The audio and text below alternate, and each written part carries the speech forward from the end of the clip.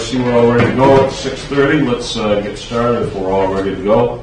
Welcome everybody to the February 15th, 2022 Town Council meeting, Town of Pittsfield. I'll ask everybody to please stand and join me in the Pledge of Allegiance. I pledge allegiance to the flag of the United States of America and to the republic for which it stands, one nation, under God, indivisible, with liberty and justice for all. Thank you. I didn't hear you, Brian. All right, thank you all very much. We would just take a moment of silence, please.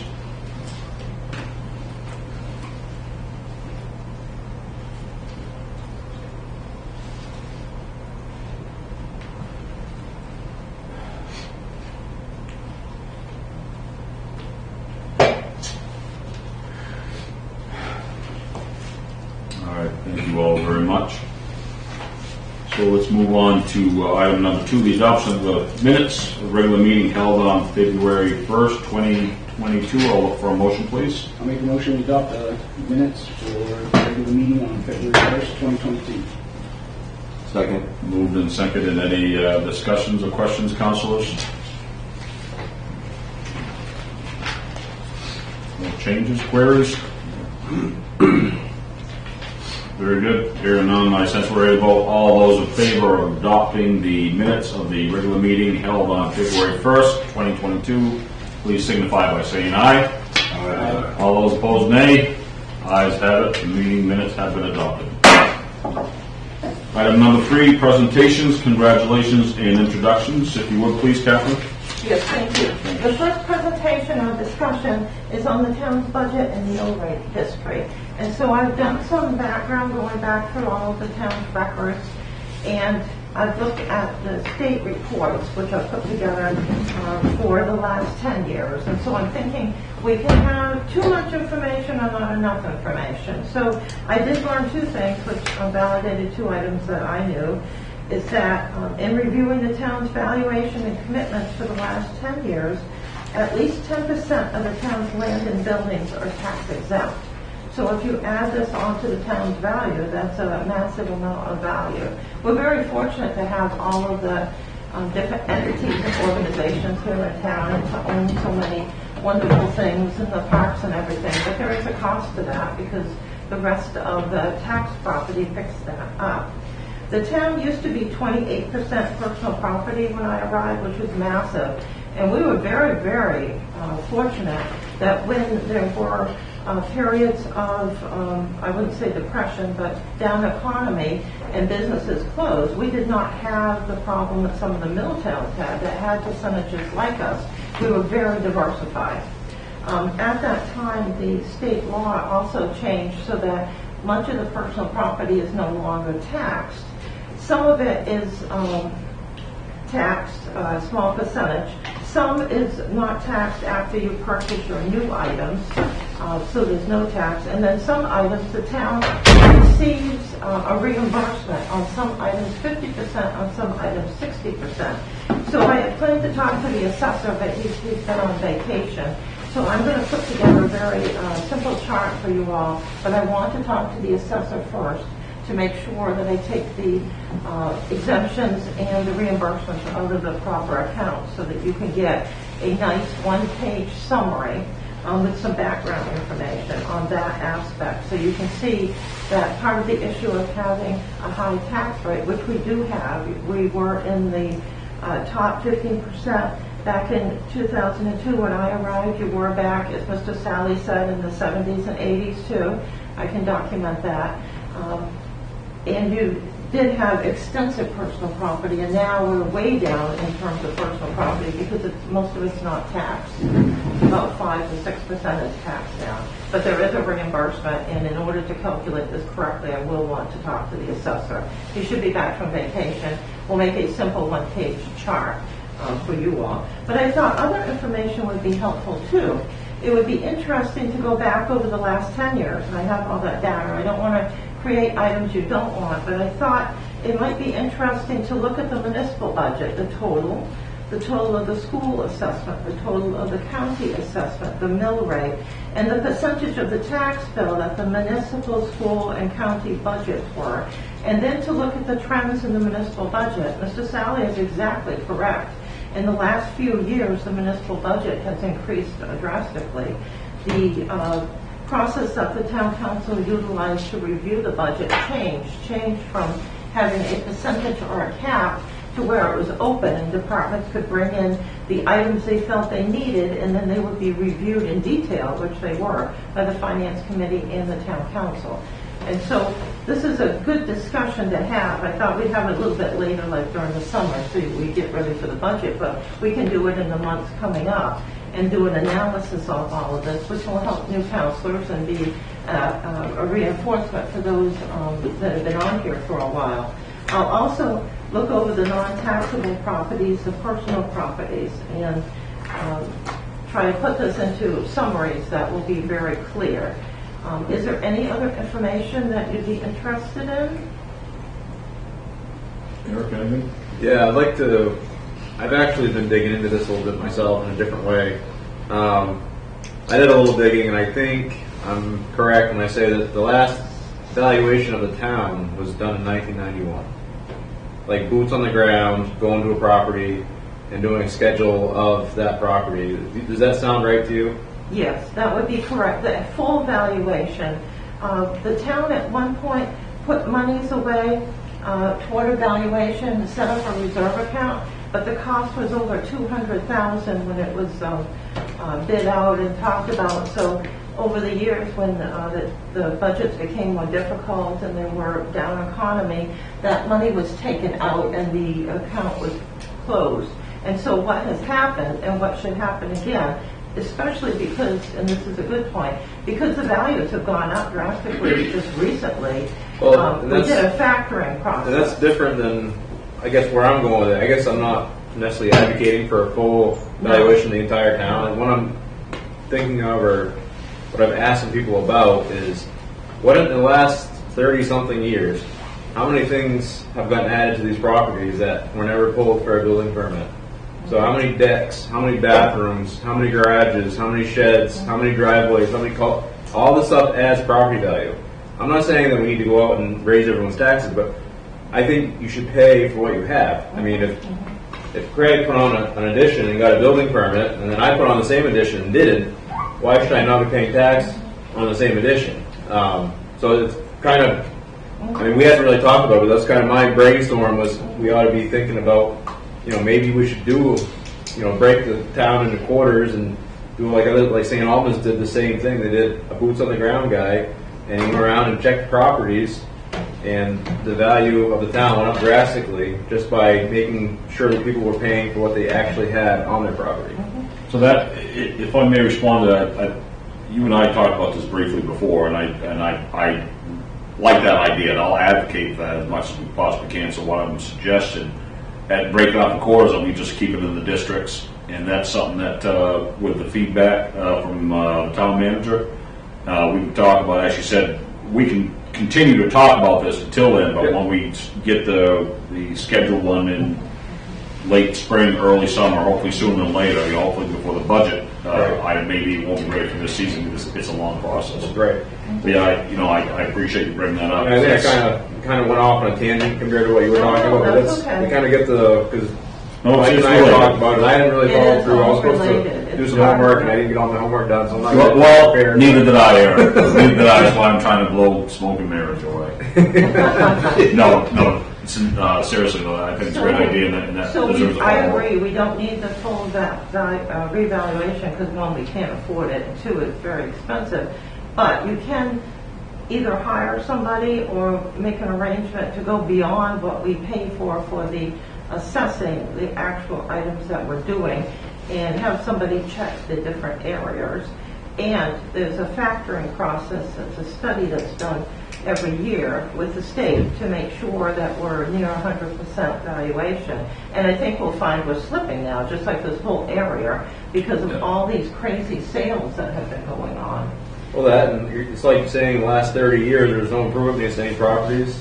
All the improvements had permits. I don't think so. Like, that's just one of the, I mean, Well, that may be another topic of discussion. you know what I mean? So No, that's, I understand completely. Right. I mean, there was an issue that you had mentioned, Catherine, when it's always going to be Edwards. When they closed up, you went in and found all the improvements they had done in there, but they Oh, because yeah. they didn't let the town in. I mean, millions of dollars in improvements that the town wasn't charging for because we weren't aware. And because one thing I had talked to Mr. Saucier about was the charter. If there's anything in the charter that puts a responsibility on the council or the town as a whole to every 10 years as a census, if there's something like that with the evaluation, certainly something we should think about. Let's get it done year X, and from that point on, every 10 years, do that.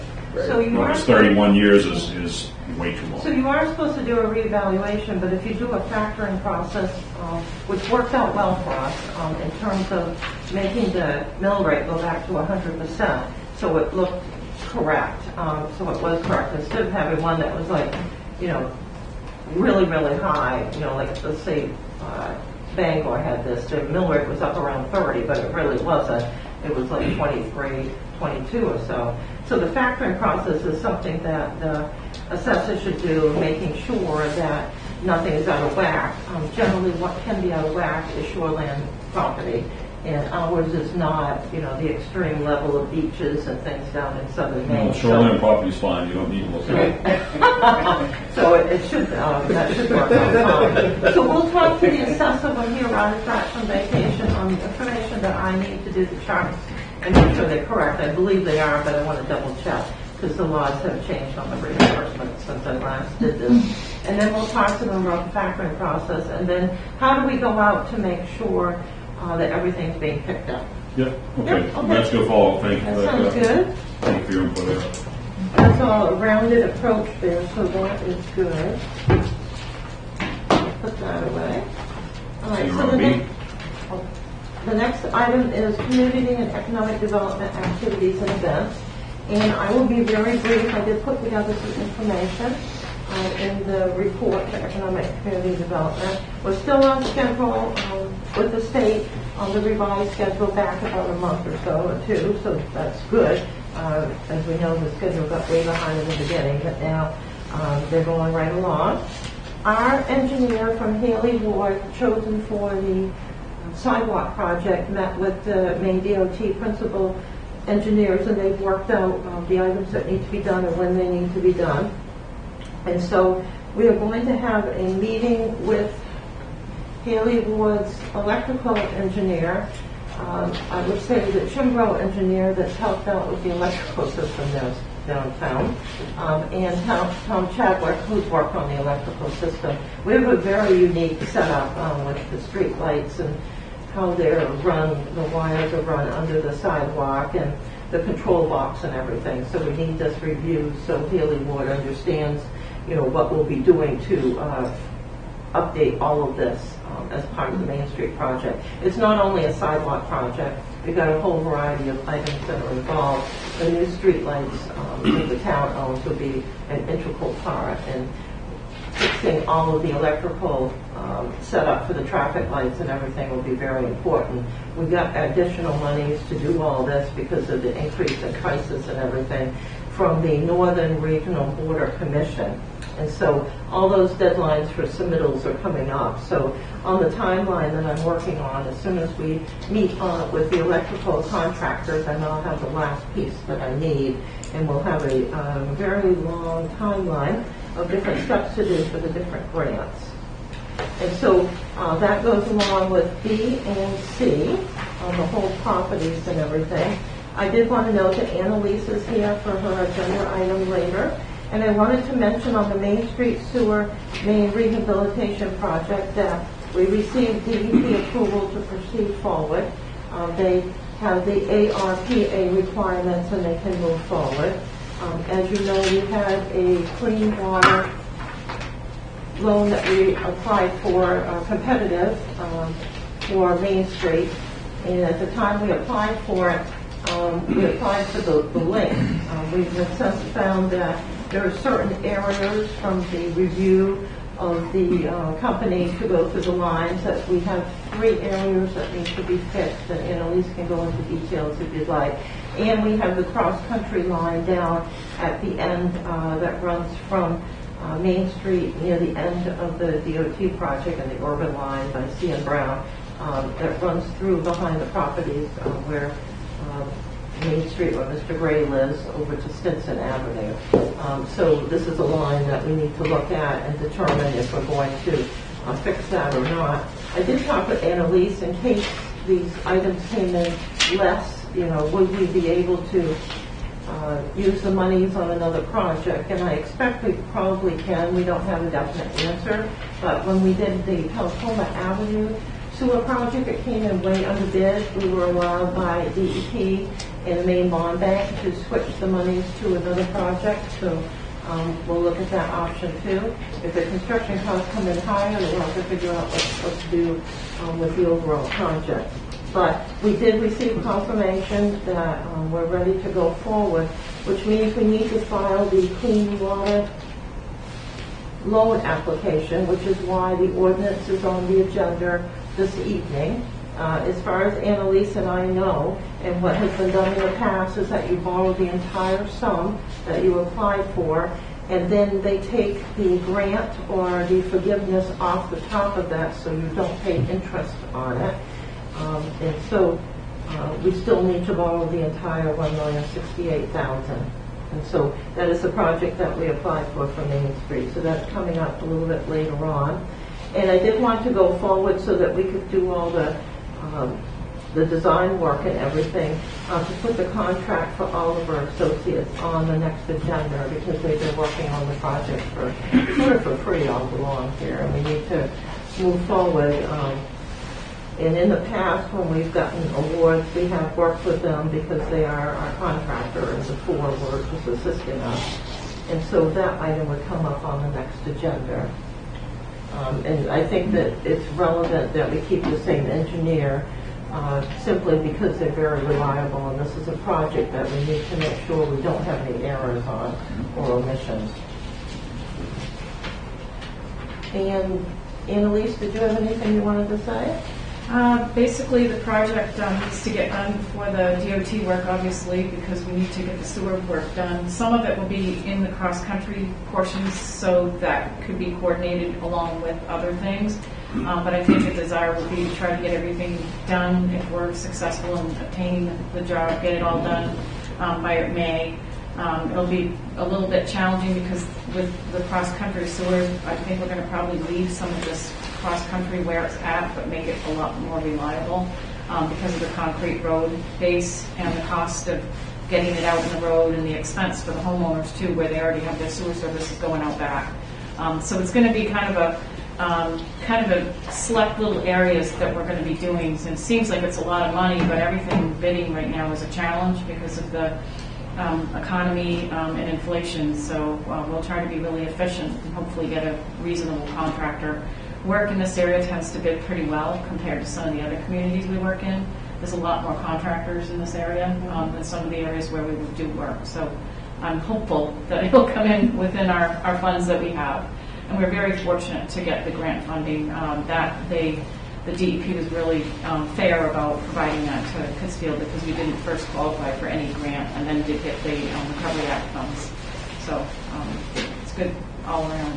But it'll be challenging and we need to get going on it as soon as possible. And I think being in cross country, obviously we like to have a little bit of snow melt as well.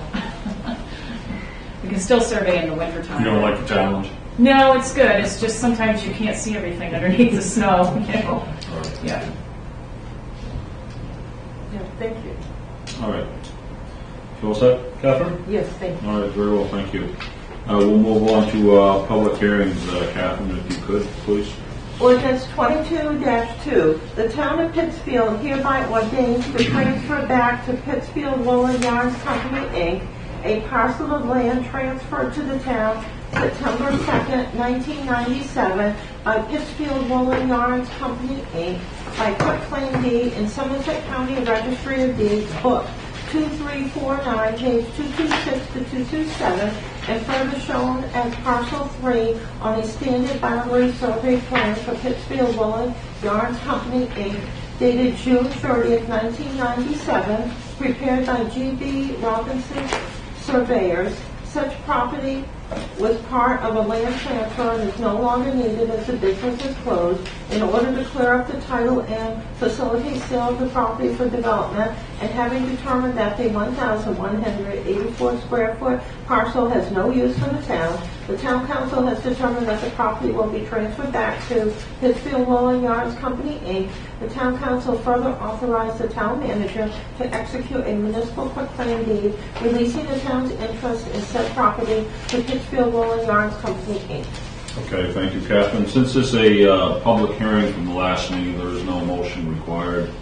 So I see Mr. Doobie is in the audience, Mr. Backrack in the audience. So it's fairly straightforward, I believe. I'm certainly not going to speak for the other councils, but if you'd like to provide a little feedback and more information, anything that will help the discussion, as you will. I think Paul was here before and laid it out. You know, there's this little island right in the middle of the Pittsfield Woolen property, right where the two buildings intersect, where a chimney is, and has no access to it. It's landlocked. How the town would ever get to it, God only knows. And the only reason it was developed is because the town cut a little triangle off Central Street, so that the newer part of the building could be built out into Central Street. You know, so in exchange for that, you got a worthless parcel which now sits in the middle of where the two buildings intersect and make it impossible to build anything other than the buildings that are there, because it's got this hole in the middle. And it made no sense to me.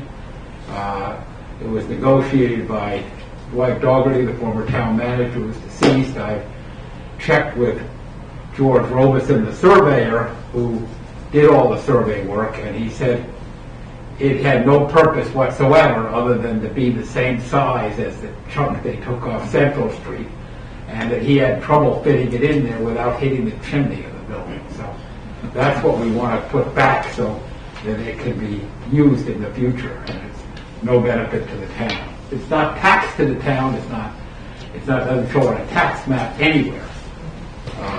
So it's not like there's something that's a documented parcel. It never did appear on a tax map. So we could file this under, it seemed like a good idea at the time. It was a bad idea then, and it makes no sense now. It did 30 years ago, and it doesn't now. Very well.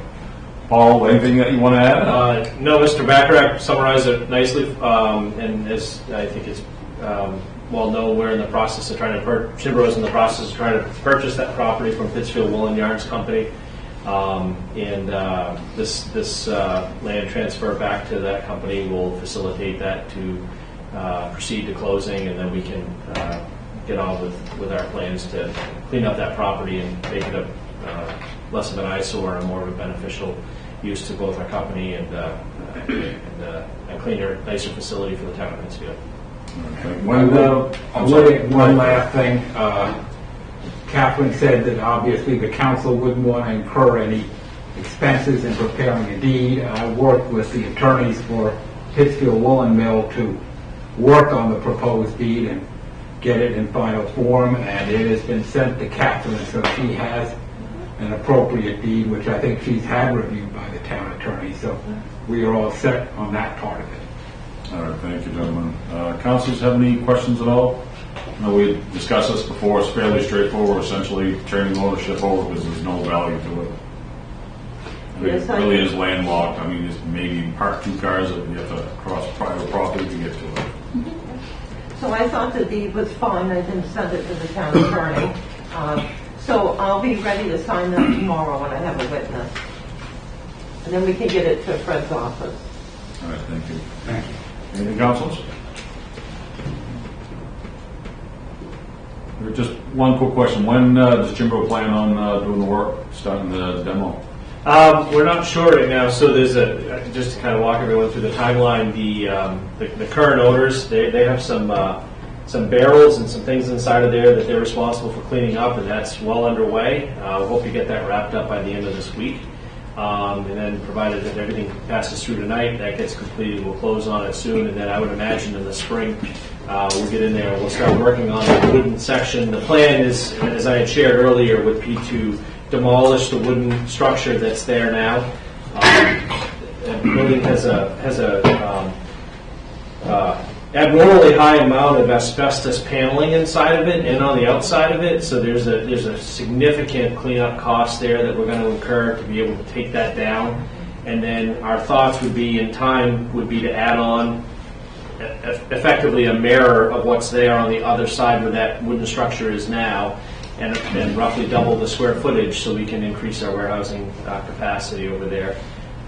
As we all understand, that there's no more land being made, and we're trying to remain as close as possible to the base of operations, the equipment operation we have here. And so we store things over here that don't need to be accessed quite as frequently. But so there's tools and supplies in there. But it'll definitely be a aesthetically pleasing building. It'll obviously go through the planning board approval process and all the normal procedures we need to follow. And we'll work through the zoning part of it as well as we've talked. So, everything will be on the up and up. But we just want to get going and proceed and get things cleared up. And the team's ready to get after it. So. Excellent. One more quick question, if I may. Sure. The existing wooden structure you're taking down, you're going to mirror the existing metal building. How will the footprint of that proposed building match what's existing now with the wooden structure? Yeah, that's a good question. So we're going to need to work through that because we need to understand what the setbacks are. Looking at the boundary layouts and some of those drawings you have and some of the survey plans. The building was literally built on the boundary lines, which is great until you obviously have to do any sort of work on it. Then you have to get permission or trespass to be able to work on the outside of the building. That's never ideal. So we need to kind of look into that and see what's going on and what we can do. But one thing that is very apparent is if we come off the face of the wooden building that's there now, the metal building that's there now, there's an overhead door. If you project that line along and intend to keep that frontal edge of your foundation, you will pass directly through this piece of property that's in discussion tonight. So, and that would be our intention. We don't want to have a notch just. It takes away square footage, it costs more money, it's just another detail that we have to work through. We'd like to just carry that projected line straight across and then turn the corner and go down along the railroad tracks and figure that out. So right. That's step two, but it'll be roughly the same size as close as possible. One more quick question. I'm sorry, Brent. I'm loving the show here. No, go right ahead, please. I'm just curious if did Chimbro look at also purchasing the property on the east side? This east side of the building that's for sale. The Quinn parcel, Yeah. the Quinn family parcel.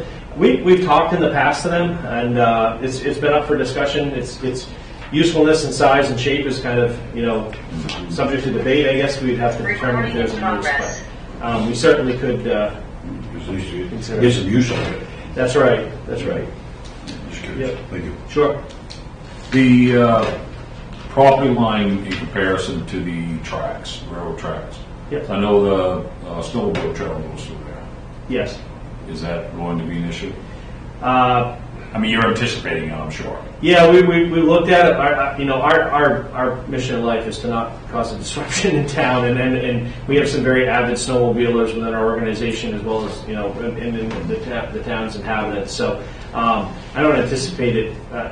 We would have to make the building larger than what is there now, and I don't see that being the case. Doesn't the snowmobile, I don't snowmobile, so you'll have to tell me, but I was involved with getting the deed from the railroad to get that old railroad right away. And doesn't it, It's on it. in other words, Kimbrough would be building a property they don't own. Right.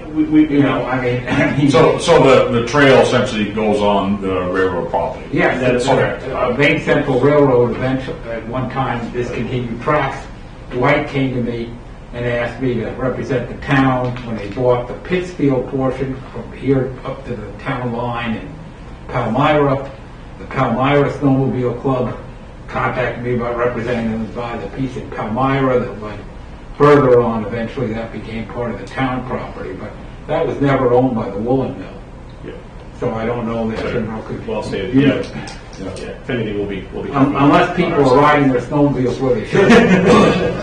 No, they don't do that, They Fred. never do that. None of them do that. Well, they always came to me when I lived in Detroit on the farm, and I gave them an easement every year to ride their snowmobiles across my property. I guess I figured it was better to know where they were going than have them go wherever they wanted to. So I don't see that as a problem.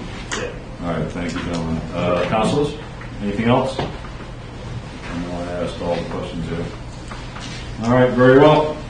Hearing none, since we're ready to vote, so for the council, all those in favor of passing ordinance 22-02, please signify by saying aye. Aye. All those opposed, nay.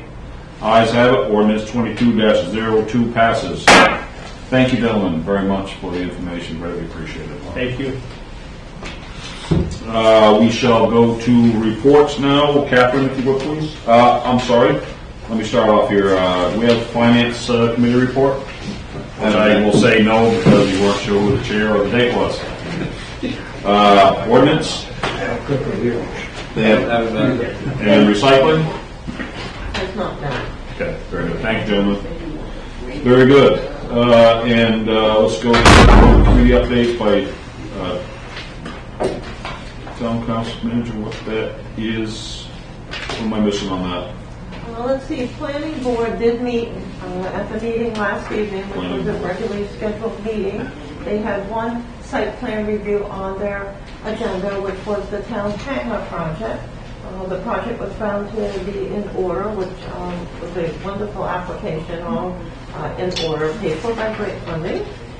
So that was good. They anticipate 2 other site plan applications coming in. I spoke with one of the companies today. It will be a massive project.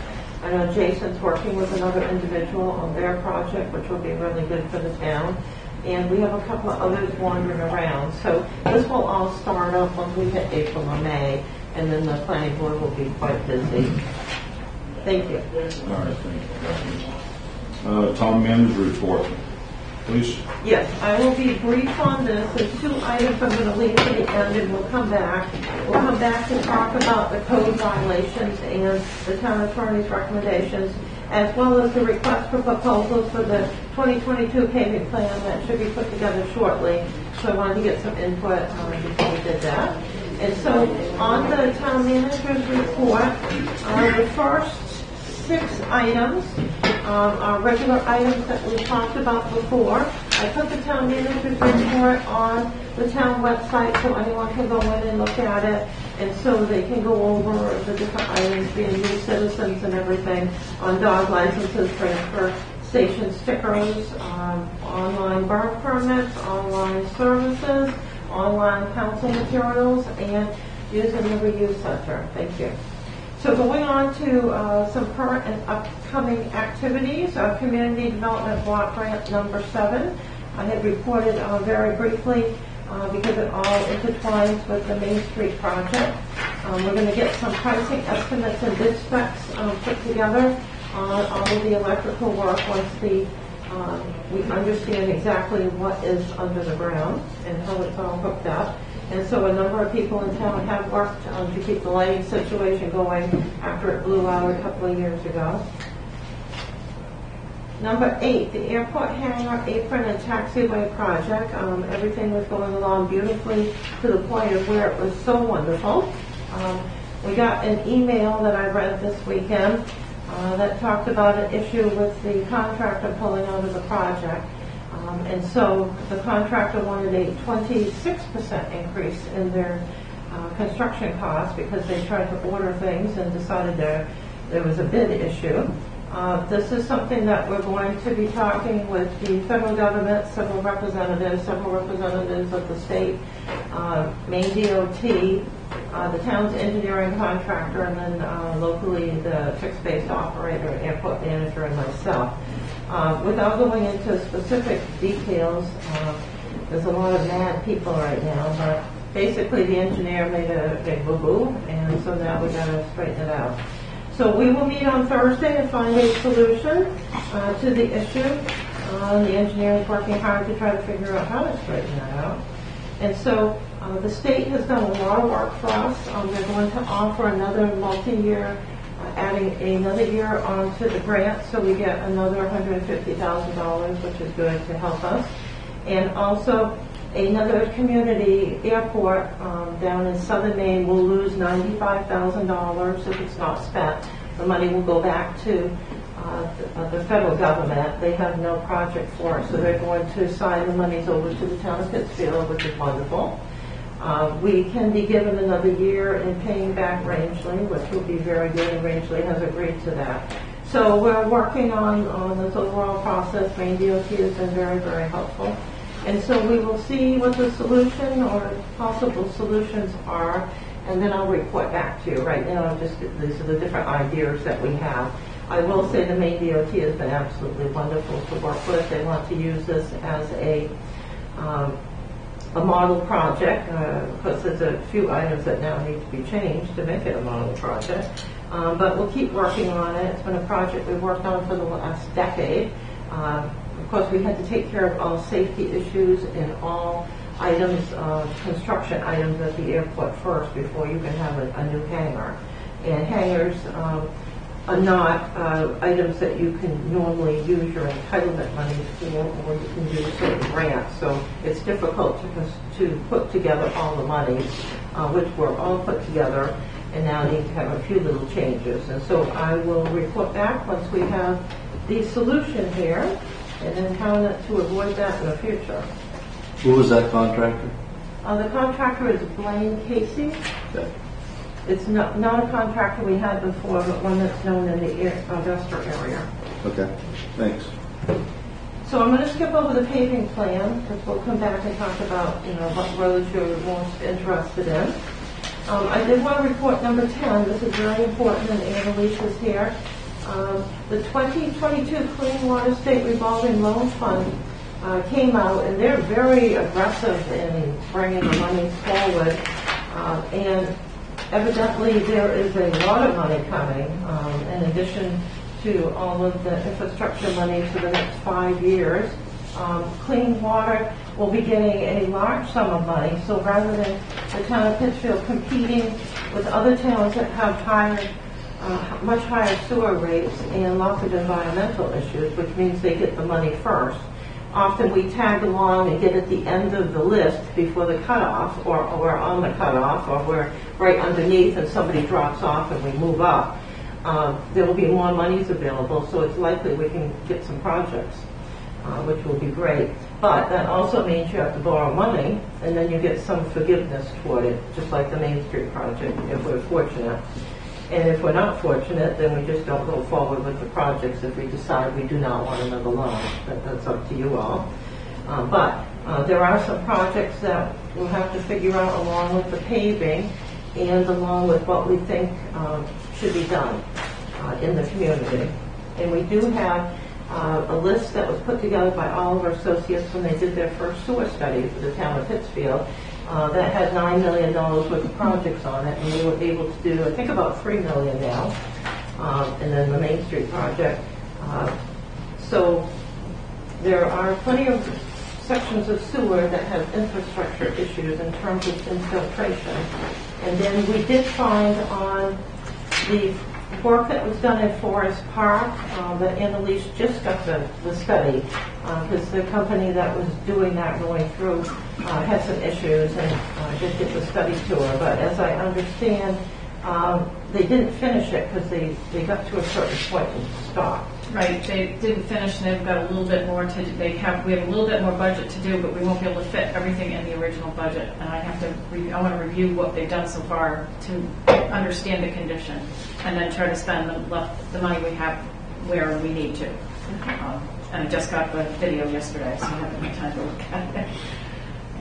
So if they stopped, did they stop because they ran across a problem, like a blockage? They had a problem, but the problem was their own problem where their camera got stuck. But they stopped because they were kind of done in that area, and they knew they were going to be able to do the whole thing, and they wanted me to tell them what to do next. But I needed to see the video before I could tell them that, because I don't want to waste money videoing pipe that looks, the rest of it look good. You know what I mean? Like, I might want to check another street out if to use the money accordingly, and also wanted to estimate what it would cost to finish it, which I think we have most of it. It's mostly done. All right, so that's going to be important information because we did apply for the drinking water funds up for Birchwood Terrace because of all the water problems there. So we've got sewer work that we need to figure out there in the subdivision, as well as sort of the water issues. All right, great, thank you. So that's funded from different agencies. The water is clean water, and then DEP would be the sewer. The sewer is clean water, SRF. Sewer. Okay. Sewer is clean water, SRF, and the drinking water is drinking water, SRF. It's the sewer one doesn't make sense. They don't want to say what it is, so they say clean water.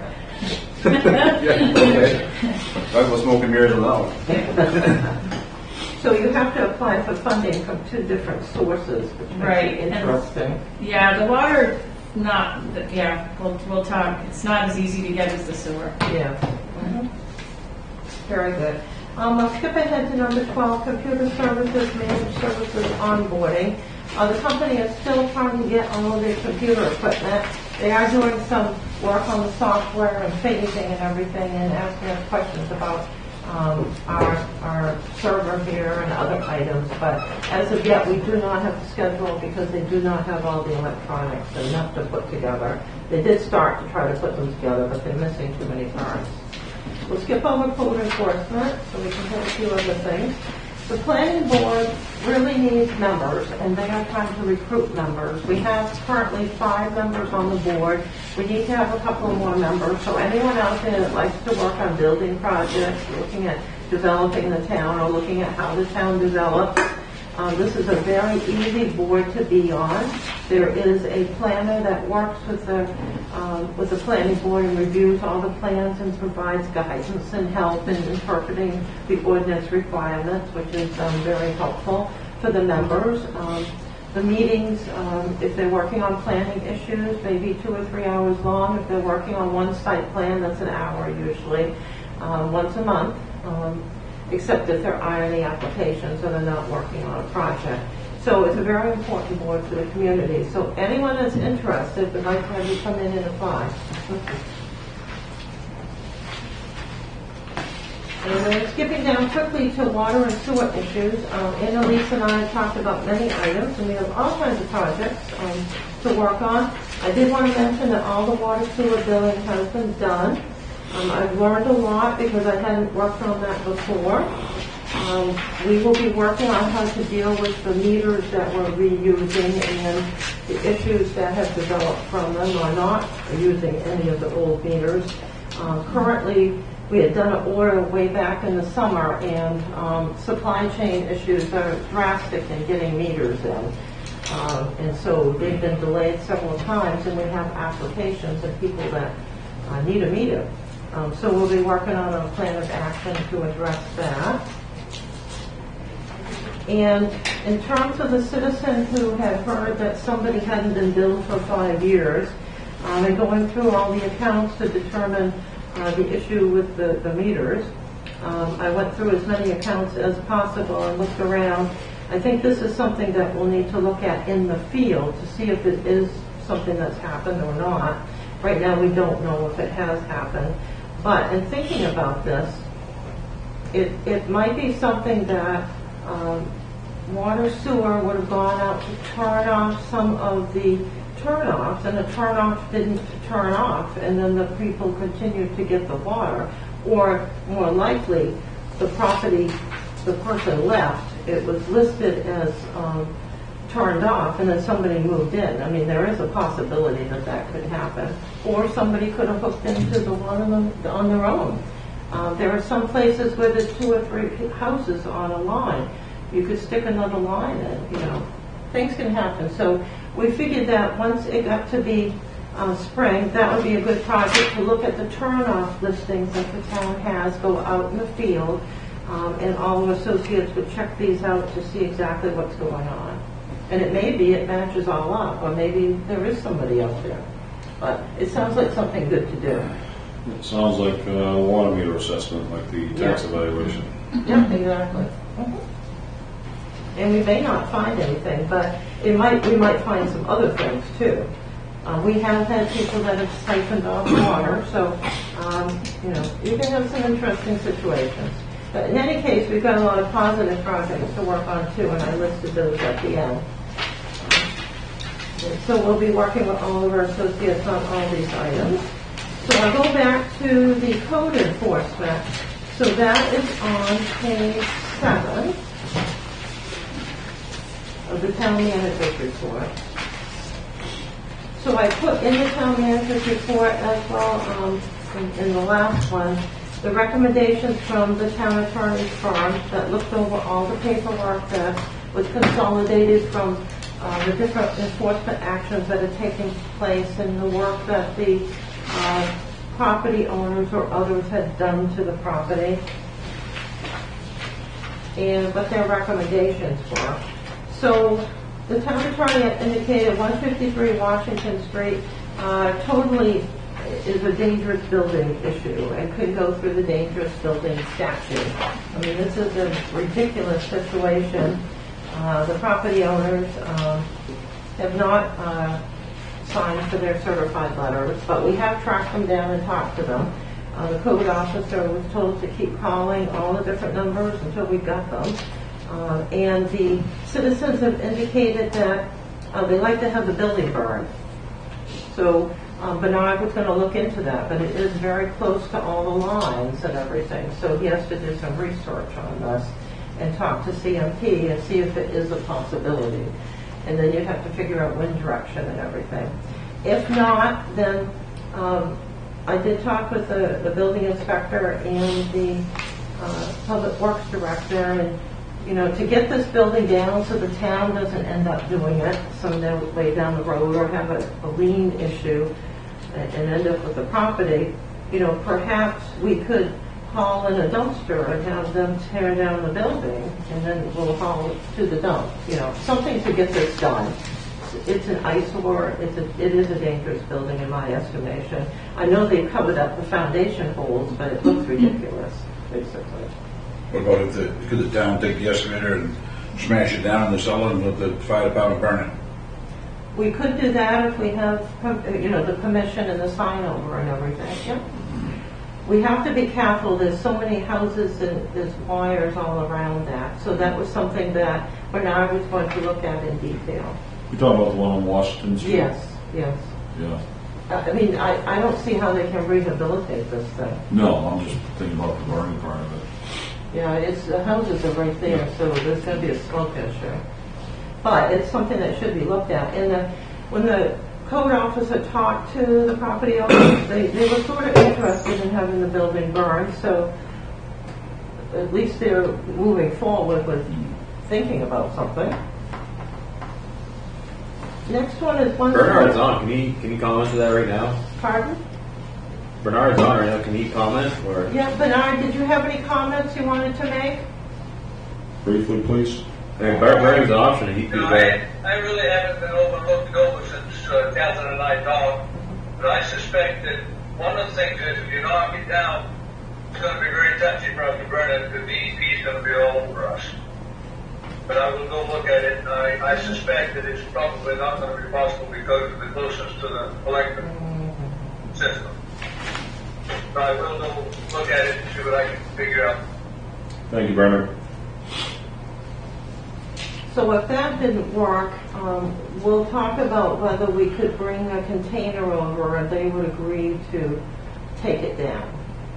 And we would haul it to the dump and do that till it's done and not charge them.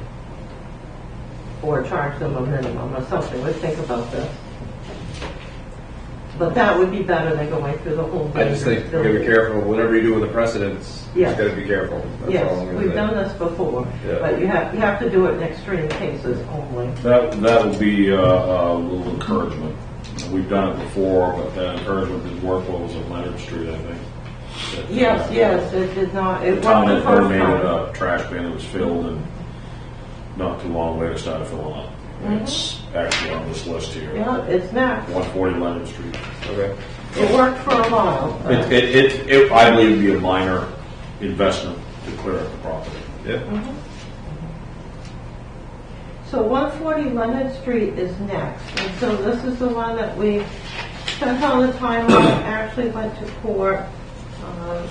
The attorney got their fees back, the gentleman paid it, the property owner, he paid the town's fees and everything. And then everything was somewhat cleaned up. He went through and fixed the building, got sign off from the building inspector. We went away, and then it all began again. So now it's a junkyard again. Multiple phone calls have been made, letters have been sent, nothing's been signed for. The gentleman checks the property once in a while. He does not live there, but there are animals there, so somebody does come in and check on them. So the code officer was told to pursue the gentleman and we gave him several numbers of others that, like sister and others, try to locate him. There are animals on the property? There's, when you go by or you stop, there's 3 dogs that bark. They are checked on and they appear to have food. Or at Okay, least I was the just last thinking one. another way to get in there and look at it.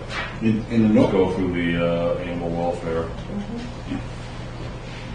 in the notes, Catherine, it says, on April 9th, Because 21st, they're hooked outside. the proposed compliance with the court order was not achieved. Fighting over it? Which the note says here. So why can't we still take, they still should be, have the court pushing on them. All right, so I believe the attorneys have taken the last letter that was sent by the CEO, which was dated April 9th, that states that it hasn't met full compliance, which it hasn't now because he's gone backwards and Right. brought things in. We did check to see if that court proceeding, which was not recorded with the court, if the agreement that we signed could be enforced, and we were told it would need to be endorsed by the court first, and it wasn't endorsed, it was just a consent agreement with the town. It was not recorded with the court. So that tells us the next time we do this, we need to have it recorded with the court. Okay. So we continue to pursue the person, but this one, this one's got a lot of costs involved, and it's sort of an issue of whether it's beneficial or not. But it is aggravating for the property owners around it. The next one is 231 Somerset Avenue, and so this is a very long-term issue. The property owner, in his opinion, and our current code officer, was making progress. And then there was an accident, and the gentleman is not mobile now and needs to recover. So at this point, because the property owner had made some improvements, and the fact that he was injured and not able to go to court, the town attorney is saying that might not be viewed very well, even public relations wise, or reasonable here. What was suggested, which is what we've done, we've tried to call his attorney and work through his attorney. So the code officer was told to do that, try to get his attorney to agree, maybe to hire somebody to work on the property when spring comes, until the gentleman is able to exit the facility he's in and be able to walk around. That's a suggestion from the town attorney. And, Property on the left as you're coming in from, pardon? Yes. coming from the interstate on the left hand That side. has the left up there. Before the chiropractor. Yes. Yeah. Okay. It's a former town manager's property, which then was sold to the former community development director. And the gentleman is older and doing his own work, and unfortunately he was severely injured. So the last one is 139 Manson Street, and so we would have to agree the outside, which was filled with trash and problems, was all cleaned up and is pristine. The building is just looks very poor. It's very old. It has holes underneath it. You can see under. And so there are issues that need to be done with the building. The gentleman who owns it will work on it for a while, and then he becomes ill and then can't work on it. And so there's a history of this. So the town attorney is saying that, you know, it will be difficult to go to court with a gentleman who has a documented history of health issues, who So has it's- worked on the property somewhat. Single occupant. There's no occupants because of the condition inside. I kind of thought that But was there's a parcel. one gentleman who owns it, there's one dwelling unit. Yep. Thank you. I have I guess I'm gonna make a comment. You just look at some heartburn on the one on Somerset Avenue there. I know, I feel bad for the guy who got hurt and stuff, but at the same time, there's a lot of people in town here that don't do their own repairs or elderly, and they still maintain their properties. So you either if you do it yourself, if you're unable to for whatever reasons, you hire it. So I feel bad, unfortunately, he got hurt and can't do it himself, but I don't think we should back off. He needs to step up and hire, because that's been an eyesore now for how long, and even when he was able to do it, his progress is extremely, extremely slow. And by the time he repairs one thing, the place is rotting out faster than the other place. Yeah. So either, I think we still need to push him onto it. Either you fix it, hire it, or burn it, whatever. And to Brent's point, the guy, I mean, I feel bad that he got injured, but he got injured 6 months ago now. Maybe. Could have done something in the last 6 months or whatever it's been. It's been longer. It's been a long time that he's been that accident happened. Time must fly. I didn't think it was that long. That was unhappy. Happy Thanksgiving Day. Okay, Thanksgiving. What's that? Happened He on said Thanksgiving. Thanksgiving. Okay, 4 months. Unfortunately, I agree with both of you guys, but as Catherine has said, the image, I'm not saying excuse either way. I'm just saying we're talking elderly people probably don't have the resources to do that. You know, so I'm seeing both. I agree with you. Look how many elderly people that are in this town. I agree with you. They all maintain their I agree. properties. They do. The fact that there's no aggressive action now does not mean that there isn't action being taken. I guess is what I'm trying to say, and I'm with you 100%. So what's the timeline that we can set? If Yeah, I action think not we- taken by, I think we should first contact the attorney to see if they'll work with us to bring somebody in and get a plan of action from them, bring it back to the town council. Now, if they refuse and ignore that, then we can set some deadlines. And I think that's perfectly reasonable. he does have an attorney, because the attorney does contact us every time we send a letter, so we know he's got legal representation.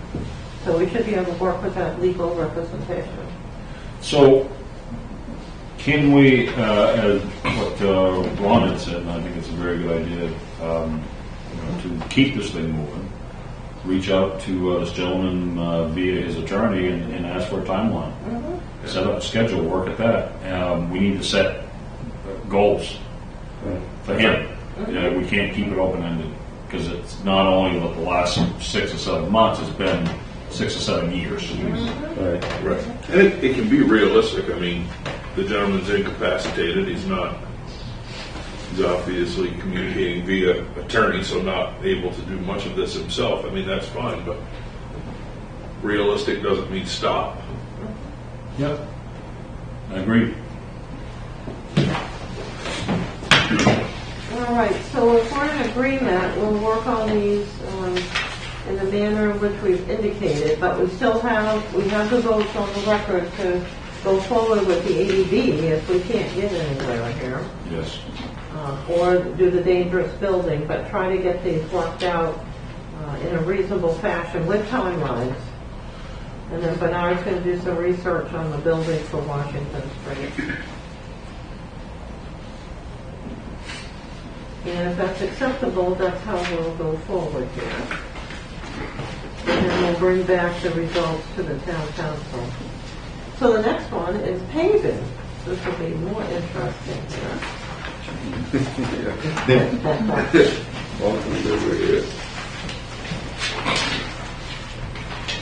So the paving is listed on page 4 of the town manager's report, and then you have your paving plan. So Donnie Shute, our public works director, and myself have been talking. Because we have the loan that will be coming up, we're required to go out and get our bid prices, which we would at this time. We would start the process anyway in February to get the results back in April. And that works out fine with the due date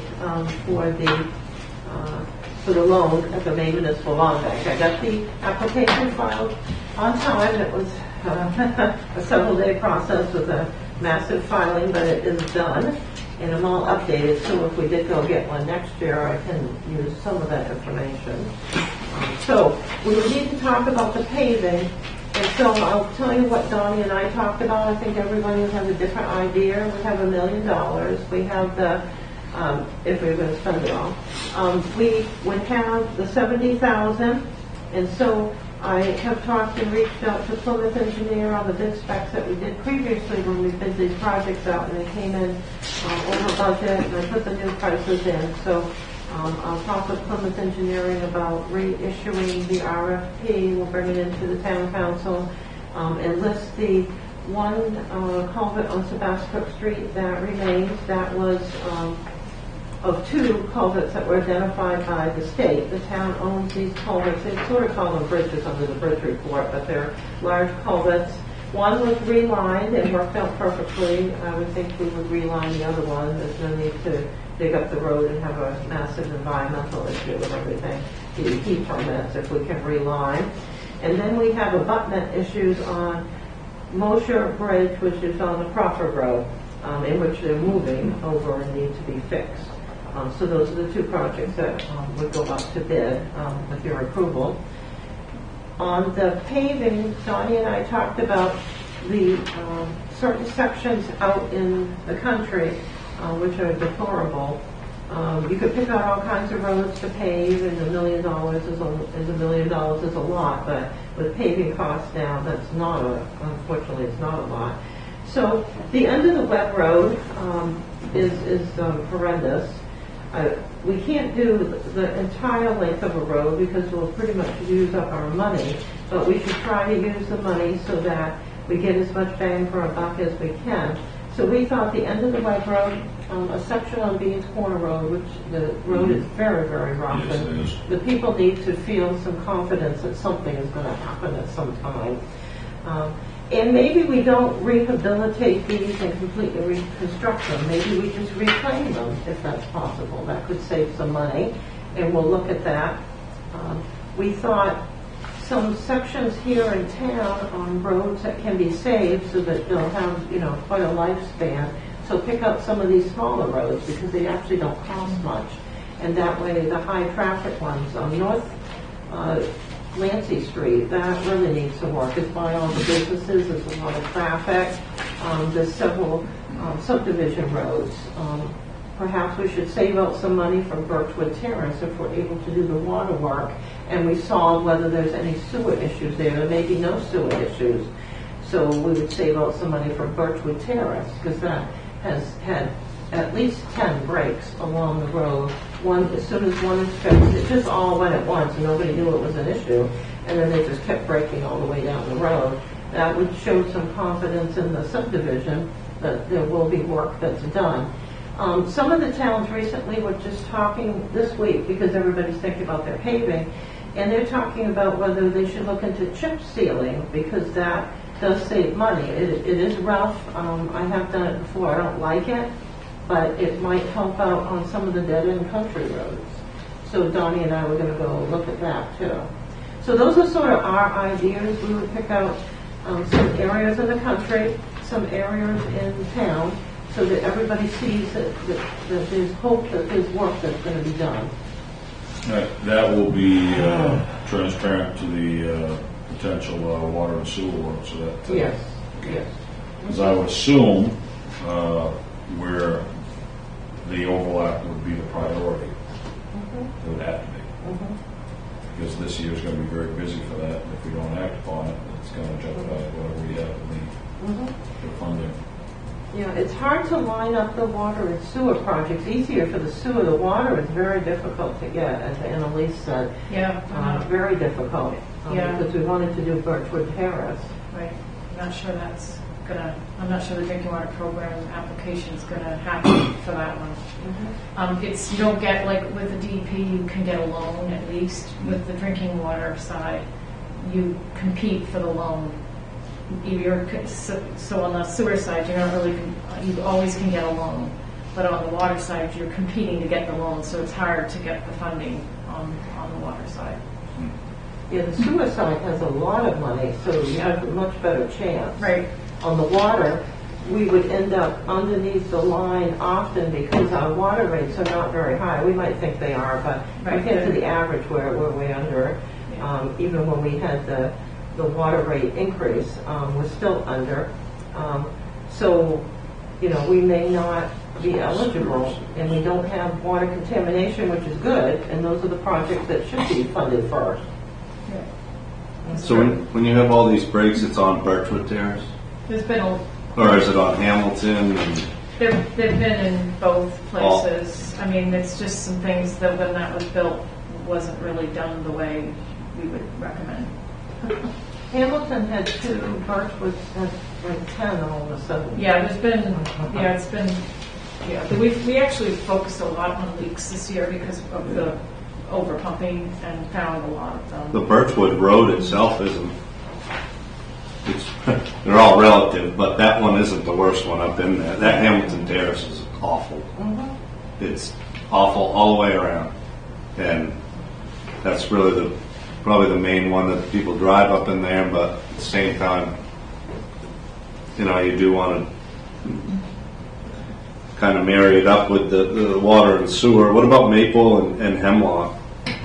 Have you had water and sewer issues on those? I got the video back yesterday. So Oh, is that I need to okay? look. That's the same. I That's got the to one. review. Yeah, I got to review everything that we did Yeah. for the video work. I didn't get time. I wanted to do that today, but I just couldn't Okay. get to it. I'll be interested to see how those are, because if those are good, say they're halfway decent, good, they'll last 10 more years or something like that. Then you start there and you build out. Given that they're likely all done at the same time and they're surrounded by Hamilton and Birchwood. I understand that, but I know. there's tree roots in this spot and no tree roots in that spot. You could get different situations. Has there been traffic analysis on any of these roads, like to understand what the impact is? I Because haven't Hamilton is going to be limited to residents, right? Because that's not really a through road. Birchwood's Yeah, not that's a traditionally a certain through road. When you have Webb Road that gets a number of traffic, you get Spring Road that gets unbelievable amount of traffic. And Spring Road, you can lose a small SUV in a few of those Yeah, Spring potholes. Road's awful. Right up by the old DOT building.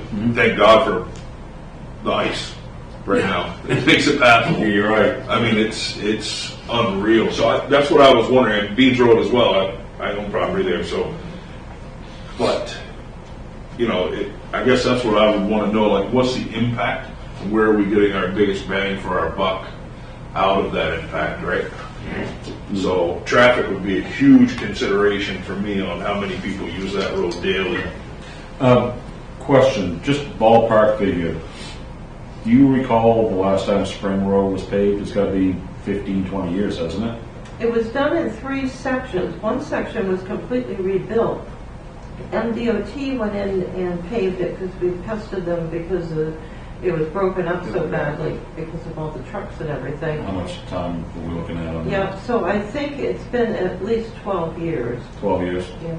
So, Because around the Or corner part of it. on the Palmyra end of the Spring Road isn't bad. It's got some waves in it, but between the DOT building and that corner, yeah. I'm just trying to put it in scale myself, Yeah. too, because we do the complete rebuild and complete resurface, which is beautiful. I would love to have that. We'll probably get a good 20 years out of it, and then we'd be back in this condition. Buys us time to be able to put money into something else. So with something like that, it wasn't a major rebuild, 12 okay years.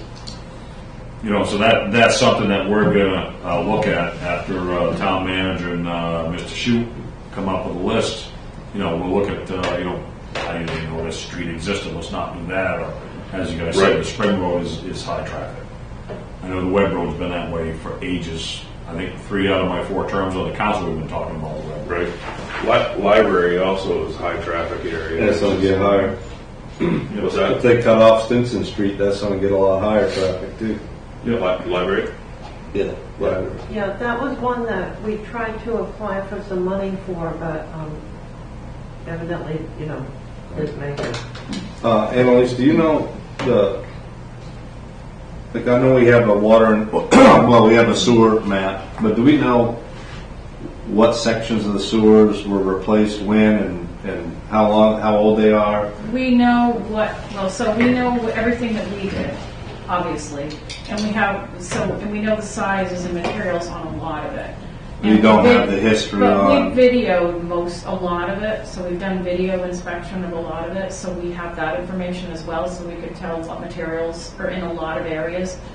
Some of the areas didn't have high infiltration and inflow when we did our study, and this was a while ago when we did our study. So those areas, like the terrace areas, didn't have high inflow and infiltration, so we didn't video them because the purpose of what we were doing was to get the treatment plant from having overflows. And Right. the town was in trouble with that back then. So that's kind of what our focus was. So there are still some areas which you might ask me what's the material of that. I might not know. And the map, we already know the map isn't accurate, and that's one thing that we have in a future project is to GPS in and update the map for both water and sewer. But that's not. I don't think that made it to the high priority list right now. Even though we'd love to have it, it's just we can't do everything in 1 year.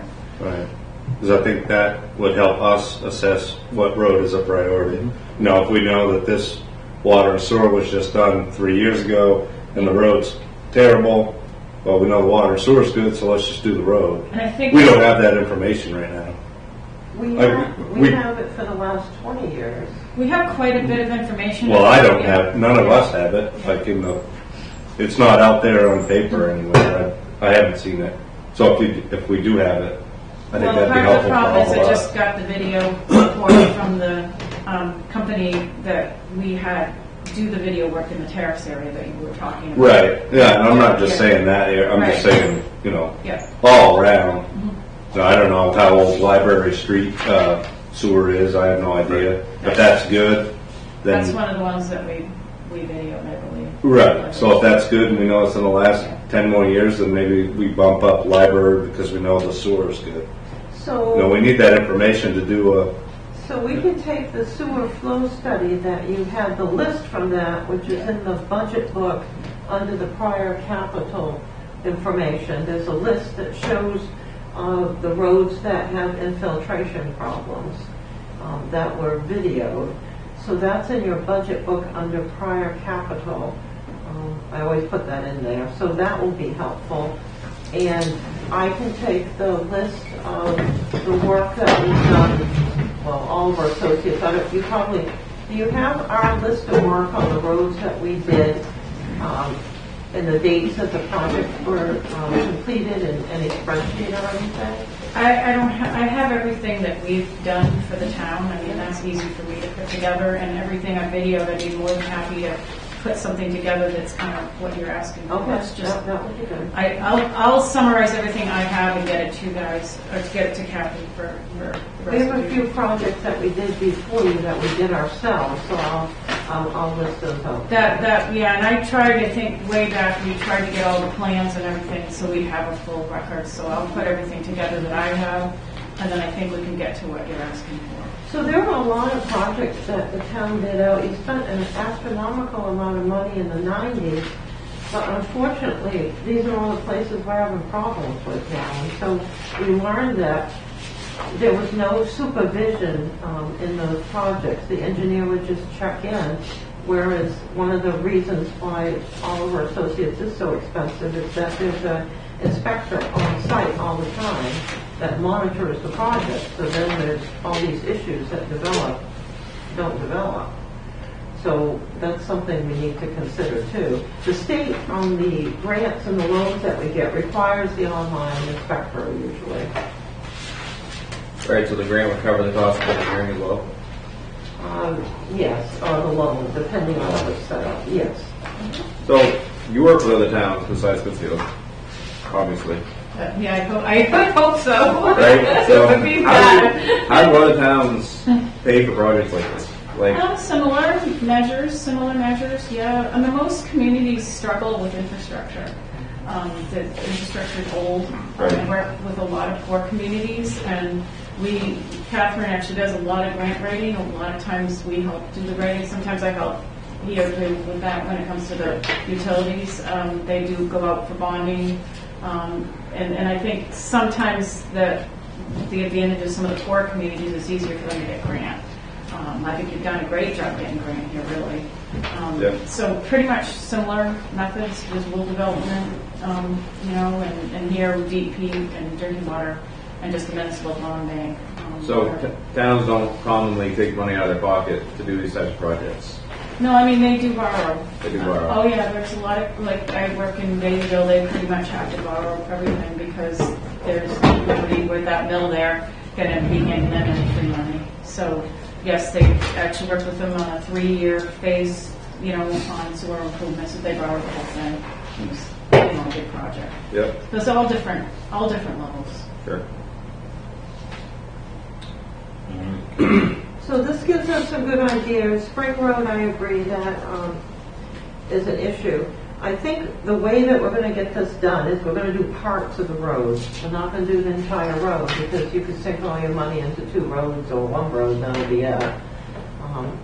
And we need to make an impact in different areas. And some of the roads that aren't in that bad a shape, if you pave them now, you protect them for the future so they won't be a problem for a long time. So that's sort of the ones that are going to go bad shortly and have too much issues.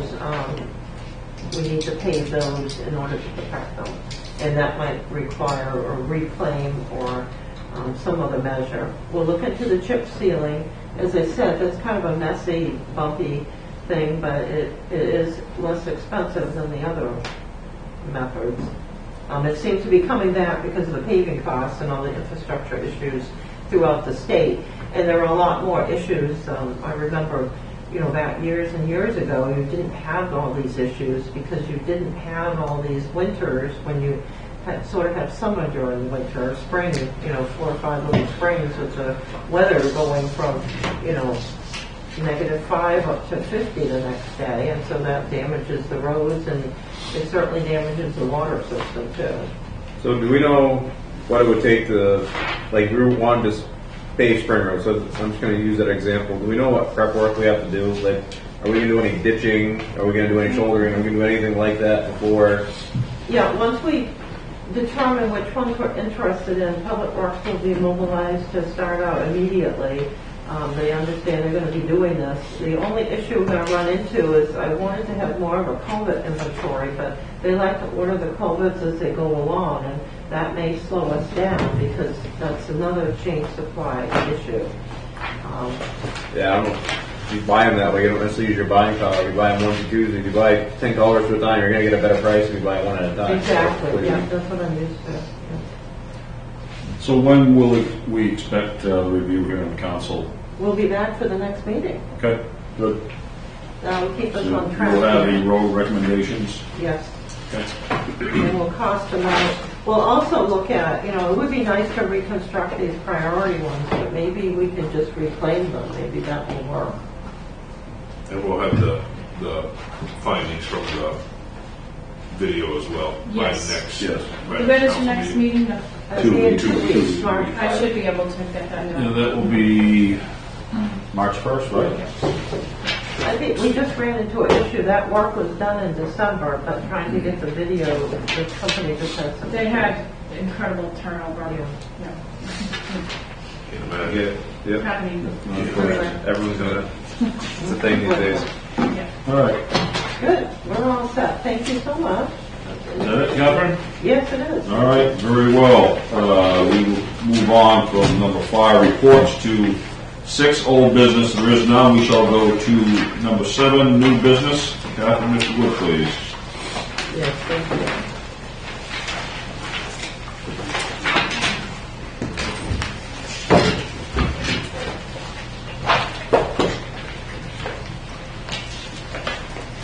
Want my copy? I I have about 4 copies of the minutes, but I think I put the agenda someplace. Let me just put down through there. Yeah, I have an extra copy generator. Thank you so Bring it back a much. little. Can we talk about that? So the water grants and stuff like that. Let's hold off till the end Okay. on the discussion, Barry, please. Will you be here? I'll be here as long Okay, as you very need to be good. here. I want to get some progress under our feet, and then we'll go back to it, if you will. Okay, thank you.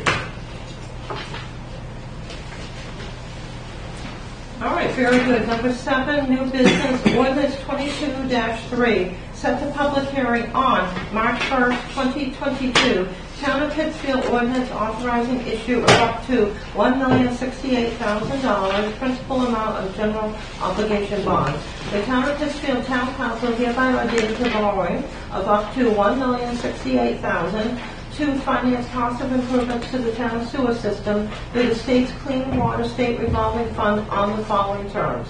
Number 1, pursuant to the Constitution of the State of Maine, Maine law, including Title 30A, Section 5772 and Section 5953-A of the Maine Revised Statutes as amended, and the town charter and all other authority thereto enabling, the town of Pittsfield is authorized to borrow from the Maine Municipal Bond Bank Clean Water State Revolving Loan Fund, SRF, pursuant to a loan agreement between the town and the Maine Municipal Bond Bank, the bank, a principal amount not to exceed $1,068,000 to expend the proceeds of the loan or loans to finance the improvements and upgrades to the town sewer system, which may include but are not limited to the rehabilitation of sections of the Main Street Sewer Main, the project, or such amount of the foregoing project as is authorized or approved by the state for participation in the SRF. The town hereby approves and authorizes the issue, sale, and delivery to the bank as evidence of any loan and against payment therefore, general obligation bonds of the town in a principal amount not to exceed $1,068,000 for a term not to exceed 20 years, and any notes in anticipation of such bonds and notes to be executed on behalf of the town by the town treasurer and countersigned by the mayor of the town, and to be at such interest rates, if any, as may be established by the bank and approved by the treasurer and the mayor, with such maturities, and to be on such further terms and conditions as may be prescribed by the bank and approved by the treasurer and the mayor, the bonds and the notes. Such approval should be conclusively evidenced by the execution of the bonds or notes. If the bank approves only some, but not all of the foregoing project as eligible for funding under its SRF program, the town is authorized to proceed with the borrowing of the amount and project approved by the bank, even though the state may have approved only some, but not all of the project described above. Number 2, the mayor and the treasurer are hereby authorized to execute and deliver on behalf of the town a loan agreement relating to the issuance of the bonds and any notes in anticipation thereof in such form and on such terms as the bank shall require, which loan agreement is hereby approved and may contain such other terms and provisions not contrary to the general tenure hereof as the treasurer may approve with his or her approval to be conclusively evidenced by his or her execution thereof. The mayor and the treasurer, under number 3, are hereby authorized to execute and deliver on behalf of the town loan application and other applications to the bank for borrowing under SRF program. Number 4, the mayor and the treasurer and other municipal officers and officials of the town are hereby authorized to execute all documents and certificates and to take all action, including affixing the seal of the town, as may be necessary or convenient to carry out the full intent of the foregoing votes or any one of them, and are hereby authorized and empowered in its name and on its behalf to do or cause to be done all such acts and things as may be deemed necessary or desirable in order to effect the borrowing authorized herein. Number 5, the town has been awarded a grant of $498,210 for the Maine Jobs and Recovery Plan allocation of wastewater infrastructure funding from funds received pursuant to the American Rescue Plan Act of 2021, and hereby appropriate such grant funds to be applied to the project, subject to the conditions of the grant to be administered by the Maine Department of Environmental Protection, Bureau of Water Quality. Number 6, This ordinance shall become effective in 30 days. Thank you, Catherine. I'll look for a motion from the council, please. Make a motion that we set ordinance 22-03 to public hearing on 3/1/22. Second. Moved and seconded. Thank you, gentlemen. Catherine, if you would, give us something that we understand, a Reader's Digest version of what this entails, please. Yes, the legal language basically means we're going to borrow $1,068,000 for the Main Street project, which entails, at this time, 3 sections of Main Street that have issues. One which is down in the downtown area by Chimbro, and then 2 sections that are further up. One that is on each side of the road where there are issues with the sewer line, and in fact there's not even a sewer line, it appears, in one area. It also includes the cross-country line too, that runs from Main Street pretty much in the middle of the hill going down on what used to be known as South Main Street over to Stinson Street. And then if those projects end up changing, we still can work on Main Street, or if we have monies left over, which I doubt will happen, but if it did, in the past we've been allowed to transfer it to another project. And so on top of borrowing the $1,068,000, we receive a grant through the ARPA special section of $498,210. And in the past, this is taken off the top of the loan, so it's not calculated in the amortization chart. And so we basically are borrowing a little bit over $500,000. So that 498 is actually, Yeah, it'll be subtracted, if it's done the way the other ones have done, and Annalise and I talked about this, it's subtracted off the top. You just have to borrow the whole thing, and then you subtract out the $498,10, and then you're borrowing maybe $553,000. okay, For understood. each chart. So is this related directly or just incidental to the Main Street plan and the sidewalk? It's been repair of the sidewalk added, it's for been years now? added into the other project. It started out as incidental, but it's now part of the overall big project. So it'll be part of the timeline and everything. So it's like a puzzle, you got all these pieces need to fit together. Yes, there's a lot of pieces. It's been 4 years so far, actually longer than that, 4 years before we brought it to council. 18, I think, first time we talked about it. That is true. Now it's all coming together with more pieces than in the beginning. Did you have a question? Anyone have a question? When it's open Yep, for. no, go ahead, please. Council, Ron, why don't you go ahead and start if you have something you want to discuss? So, quick clarification, why is this loan different than the loan that we discussed from the main bond bank, where we can pay off principal on this one, and we weren't able to on the other? So this one is a different program. Okay. And because it's a different program, it's not us out borrowing on our own. We're borrowing through one of the state programs, and fortunately, we've got a massive grant that we applied toward it, so it gets paid off at the beginning. It's how they apply the monies that the Clean Water Act gets. So DEP manages the Clean Water Program, and so it has all this loan money, and so the ARPA comes along and has given them a certain amount of money, and luckily we're allocated some of that. There was a list of maybe 22 towns or so that got monies, and Right, all people that applied for the forgiveness and the loan that we did just get loan for, all of those people, then they rated them to try to disseminate the ARPA funds. Sure. Okay, so the background is on the previous loan that we discussed, you cannot pay principal off for the entire duration. You have to make payments. That's, the bond. For the bond bank on the bond. requirements. And again, so if we're going through the bond bank, I didn't understand why this was different. And when we find out that we in fact cannot make that principal payment, we're sure that we can pay that principal off and that grant can be applied to. It's how they've done them in the past, and we've called and talked to them, and it's how they do them now. Right, because the loan thing is just, you basically get an interim loan through the bond bank, and then when you finish the project, you don't have to borrow the full amount, even though you got it approved.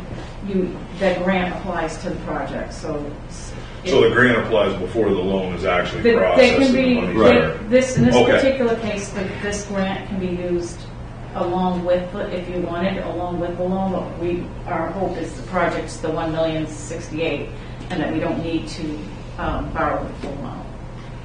Okay. That was my clarification required too. So I see now, so we're not actually taking any of the funds until the project's done, and then you take the grant, apply it first, and then borrow what's remaining, even though you're approved up to Right, because 1,068,000. first it's an interim, it's interim. Almost like a construction loan and then a purchase loan when you're done with your And home. Right. yeah, Okay. I don't want to say, I don't want to confuse the issue. No, that's, It's just when you close on it's when you have to start making payments on it. So usually it's a year after the project's completed. So say it was only, $500,000 of the loan part, because we have the grant. That should be enough to do the project. Then we're not going to have to make payment on the full $1 million, is what I think. So this is an American Rescue Plan Act of 2021 grant, or so on this job when this gets bid out, we're gonna have to pay Davis-Bacon wages. The DEP funds, the ARPA isn't what brings all the requirements. The DEP funds bring all the requirements. Yes, David Bacon wage rates, Certified material. AIS, American Iron and Steel. Okay. We've so, managed those projects everywhere, and I know they're challenging. And there's So- new rules coming that are going to make it even more challenging. Right, so you show up to the windshield place, right, put a windshield in your car, and they say, is this going through the insurance or not? It's a $200 windshield. If it's not, it's a $500 insurance windshield if it is. Right. Are we, I understand this costs $1,068,000, but is this $400,000 worth of work that's going to cost an extra, like what, is there a value on that? Like how much extra, how much more of the price is You going to wouldn't be? have gotten a $500,000 grant if you didn't go this route. So that all came from that process. You know what I'm saying? So the job's certainly not going to be twice as expensive going with the Clean Water SRF program. All the grants that we have, the Community Development Block Grant for the sidewalk, the Northern Border Regional Commission grant that helps with the sidewalk and the street lights, the Clean Water State Revolving Loan Fund, which now we've got the grant, they all require, it's all Davis-Bacon for all of these loans and grants. It's the only way that you can get any money. And it has all of the certifications in America Buy and everything. Right, but you get my question though. Oh, So, like, yeah, how much I for know. premium are you paying? Yep. I mean, at the end of the day, you get any more value. I mean, what's the, if you said, all right, bid this job like you would normally bid a private job, how much the price is going to be, and then do it per this grant, what's the cost? I mean, is it 30% more? Is it 40% No, I don't more? believe it's Is it- that. I don't believe it's that much more. That type of percentage, and I don't want to speak to this because I really don't know precisely. But we have asked contractors that question before. If you were to bid this and didn't have to make these requirements, and we get told that nowadays they pay this kind of money anyways. Well, I know contractors Yeah. that have talked about stop bidding public work because of these requirements.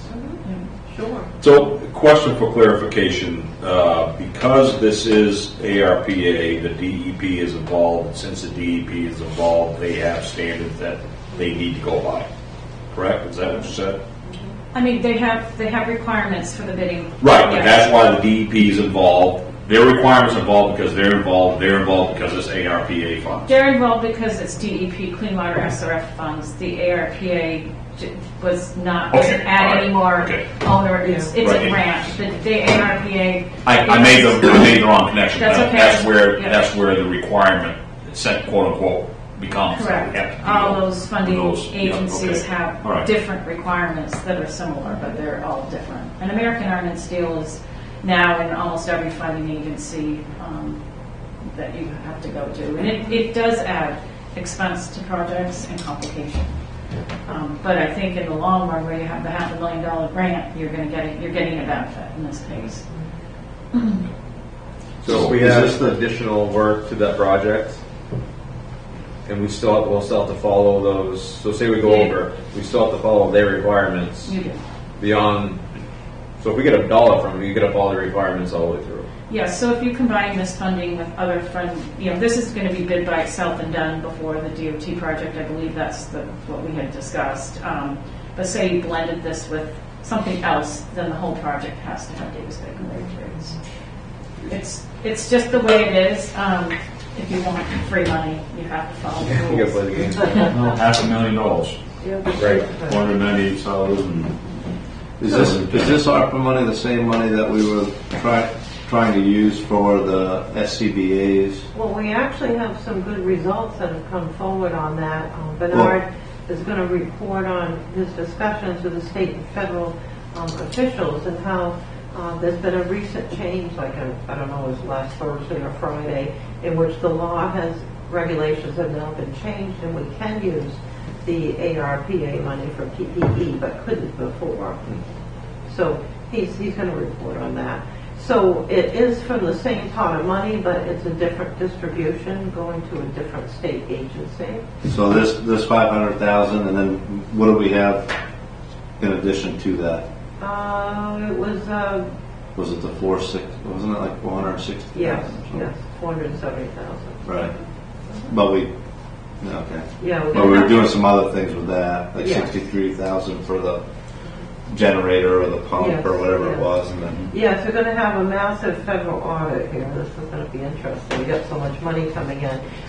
There's a question that's come up, which we're going to have to resolve as we move forward, which goes to Eric's point. We can bid out our sidewalk projects separate and keep on going. Because we've been delayed, the state would like the monies to be spent through the community development program. So the state had approached the town through Maine DOT about having our sidewalk project become part of their project, but that will require more requirements and perhaps jump up the price of the project. It will already be expensive because it's community development block grant money, so you have to do the Davis Bacon and everything anyway. Why would the state want to do that? The State Department of Economic and Community Development needs to have the money spent, and so ours has been in a holding account waiting. Right, that's the reason why the DOT suggested Correct. that we put them together. Yes, put them together. They all talked, and it probably is a good idea, for economies of scale. We got to figure out if we want to do that or not. Well, if it's not a requirement, we got to do what's best for us. Right. It's been 4 years we've been working with the state. Yes. Oh, yes. This is true. All right, so that's something that's going to come up. It's going to be probably the most complicated project that we're ever going to do is the Main Street project. It's got so many moving parts there. But it's all coming together. All right, thank you. All right, council, is there any other questions on this topic? On ordinance 2203? All right, very well, here and now, since we're ready to vote, all those in favor of setting ordinance 22-03 to public hearing on March 1st, 2022, please signify by saying aye. Aye. All those opposed, nay. Ayes have it. Ordinance 22-03 will be set to public hearing on March 1st, 2022. Resolution 2221, please, Catherine. Resolution 22-21, resolved that the town council confirm the town manager's appointment for the part-time recreation director position in accordance with the personnel policy regulations. I'll look for a motion from the council, please. Move we adopt resolution 22-21. second. Moved and seconded. Thank you, gentlemen. Catherine, could you give us some background on that, All right, please? very good. The reason why you still have the application as confidential is that all of the background checks have not yet come through. However, we had a very qualified candidate who lives here in the community and works with the school system, who was very interested in the recreation director's position. The committee interviewed the individual along with our assistant that does HR, and they were all very well impressed and recommended the appointment of the individual. We did notify him this item was on the agenda this evening. Evidently, he will start by March 1st. If you approve the motion, then we can talk about the individual, or because it technically is confidential until you approve him. So you've got a background package that was delivered to you. Any questions or concerns, council? Very well, hearing none, I sense ready to vote. All those in favor of approving resolution 22-21, please signify by saying aye. Aye. All those opposed, nay. Ayes have it, resolution 22-21 passes. Resolution 22-22, please, Catherine. Resolution 22-22, resolved that the town council waive the bid policy, chapter 2, administrative code, section 106, to accept the proposal from Steve's Property Maintenance to continue with the same pricing for 2022 for the department's mowing, Pittsfield Parks and Municipal Properties, and Pittsfield Municipal Airport mowing, and to authorize the town manager to execute the contract for said work with the same conditions as were in place for the year 2021. I'll look for a motion from council, please. Move we adopt resolution 22-22. I'll second. Moved and seconded. Thank you, gentlemen. Any discussion, council? So This- we have, When this originally went to bid, was there any, I mean, did it go through the proper bid process the first time? the first time, yes, and we had a contractor that was disqualified. The prices were all extremely high, and this company has done an excellent job. There were 3 items pointed out to them, and they have fixed all of those items. The items were areas they didn't realize that they had to do, because when the tours were held, they weren't showed the areas. So they took care of those, and then there's an issue on, there's an issue on the sewer right of way, and they have agreed with the Public Works Department that they will fix that sewer right of way, so that that is taken care of too. So we were fortunate, their pricing was very low compared to some others.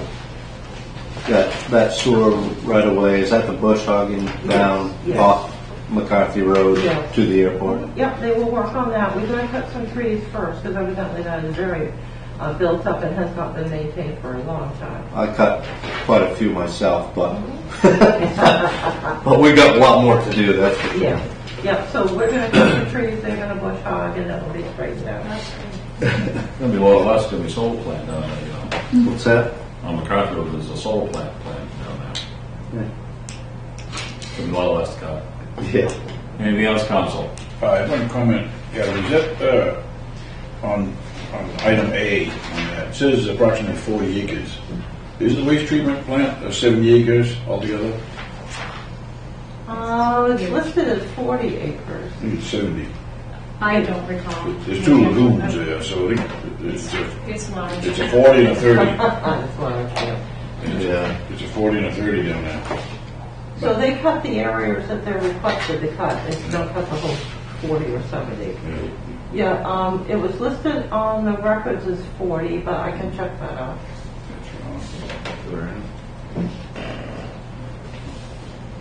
We need some grazing cattle down there. Put sheep in there, but they have no. They do that solar plants. Yeah. Yeah, I know from Sheep and experience goats. that This lagoon, there's 70 acres, according to Onyx. Yeah. I bet that's right. 40, 30. So I do know from experience that it is hard to get good lawn care at a reasonable price. That's how the town ended up taking it over for several years. So they brought this to us, they want to hold their price for another They year. contacted us to hold their price, yes. I think it's fair. Prices going up so much. That's how they do it. Gas and diesel. I know. I wondered if this is fair to them, honestly, but if they're willing to do it. They did come up, after all this got on the agenda, they did Yeah. ask me if they could have the CPI. But in the past, when you've done this, you've always required the same price. So that was something that came up after this came on the agenda, after they asked to do it. We're implementing Mike's 5% back kickback. Right, Mike? This is being recorded. But I haven't denied you, have I? I mean, truthfully, is this fair? I mean, I feel funny, honestly, because I mean, I don't know how people can hold their price from one year to the next on something where their biggest expense is probably labor, but It could be a business decision, it could be volume of work that they're looking at. Who knows? Let them worry about it. I mean, they've done it before, they know what they're up against, they're familiar with the town's familiar with them, and I've heard nothing but good from them and about them, and I think they do a pretty good job. No, they do a great job. yeah, do no, So I questioned it too, but if, I'm glad you asked that question of who approached who, but they're in agreement, like I said, it's not like they're new to us or vice versa. yeah. No, Wide open. I'm glad they're doing a lot of work. So. I gotta restate that, Mike. I didn't mean kickback. I meant you want companies to trim 5% off, give it back. That's not what you said. You rebate, 5% rebate. Thank you for that clarification, Councilor Frost. For the record. For the record. Anything else, Council? All right. Hearing none, I sense we're ready to vote. All those in favor of Resolution 22-22 as written, please signify by saying aye. Aye. All those opposed, nay. Ayes have it. Resolution 22-22 passes. Resolution 22-23, please, Catherine. Resolution 22-23, resolved that the town council approve the request for quotation for the Pittsfield Wastewater Department Main Street Pump Station retrofit and authorize the town manager and Oliver Associates Operation Manager to seek bids for same. I'll look for a motion from the council, please. Move we adopt resolution 22-23. Second. Moved and seconded. Thank you, gentlemen. Any discussions, Catherine? Do you want to provide a little Reader's Digest version background on this, please? Yes, certainly. I will defer to Annalise, who is the expert on this project. We've been notified by DEP we need to update our facility. Yes, so the main street pump station is in dire need of some retrofit. So we thought that the best way to approach this, rather than make a project out of it, even though this will cost something, is basically it's a submersible pump station, and the concrete wet well that it sits in is in good condition. So really it's a mechanical replacement of the pumps and the piping, the valves, and the control panel. It's in pretty deplorable condition. And I know a couple of years ago, I think a year ago, Chris had brought in Stevens Electric to look it over. But really, we really need to bid it because it is a substantial cost. It's costly enough that it really needs to be bid to give other people an opportunity. Now, that's a unit on South Main Street by the old racetrack. Yeah, and it's kind of hard for people, obviously it's inside the wet well where a lot of this equipment is, so it isn't readily apparent to everyone that it's in such poor condition. But the control panel that sits outside the wet well is also in poor condition. So what we want to do is it'll be advertised through the town and also sent to select bidders, but anybody can bid on it. To hope to try to get some good pricing. And I will tell you the lead time for stuff like this is ridiculous. So it won't, it'll be a while. Once we get a price, it'll be a while they order the materials. We just went through this in another community and placed the order like 3 months ago and it's still not done because of waiting for materials to come in. Did we have an original estimate for that or not? We did Yes. around $25,000. My memory is more like 34,000, but I might be wrong. I think I have it with me.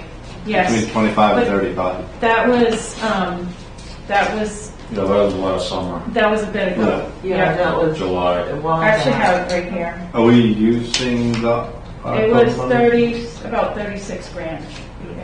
Are we using the ARPA money for that or not? I Thought we applied for a CIP for the capital process, but I don't know that I knew where the money was coming from. I know that sounds, I don't know if they have money set That's been- aside. Well, I mean, like it.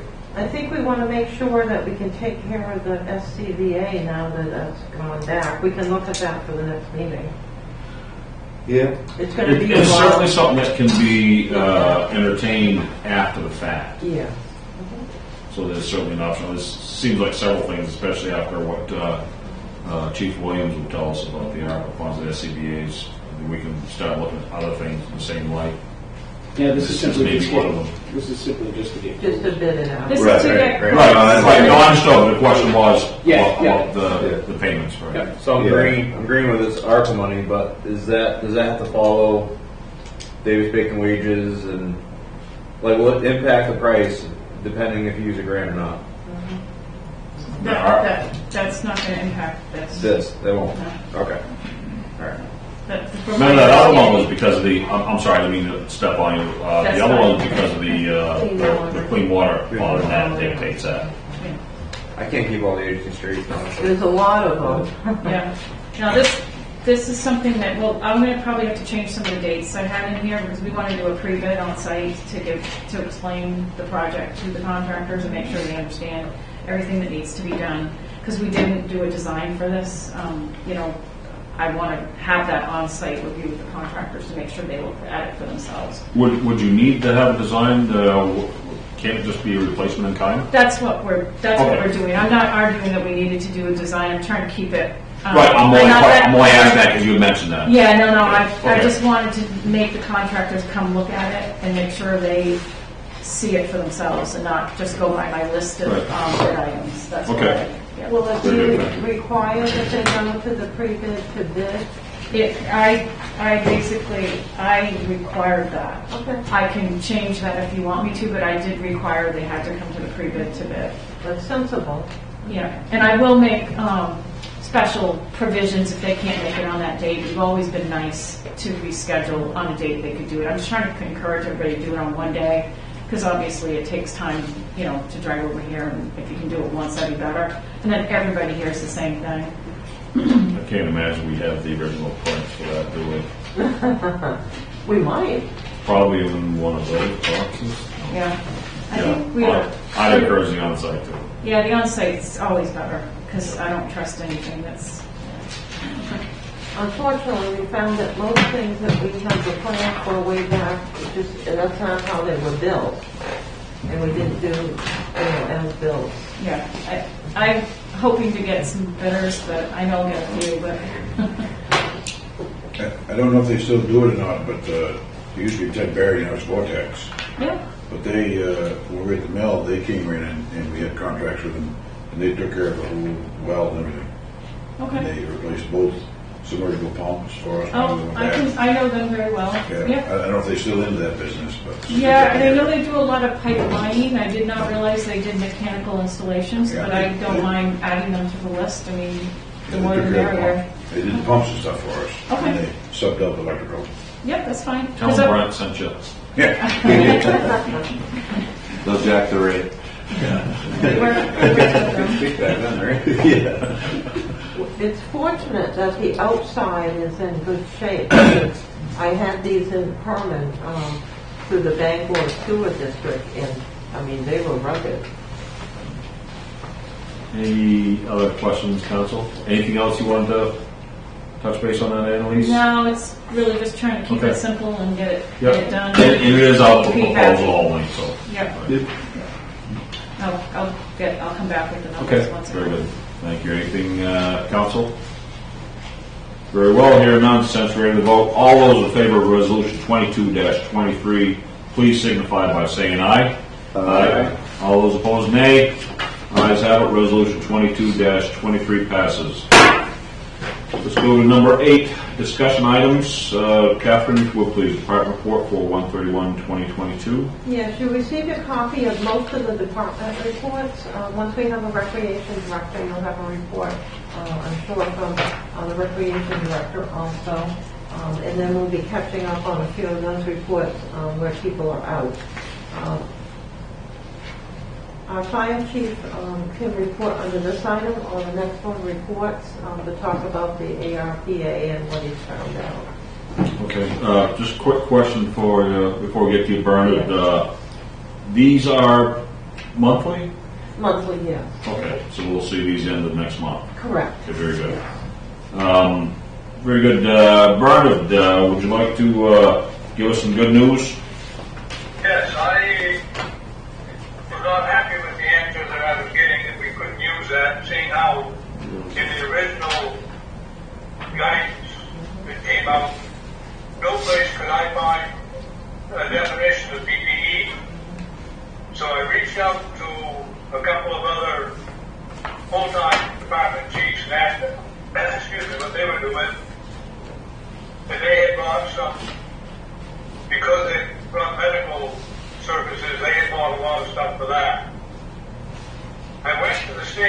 got the usual runaround there that nobody would make a decision, I reached out to Jared Golden's office and to Colin's office. The lady at Golden's office called me back with the name of a guy at the municipal where I had already been and got nothing.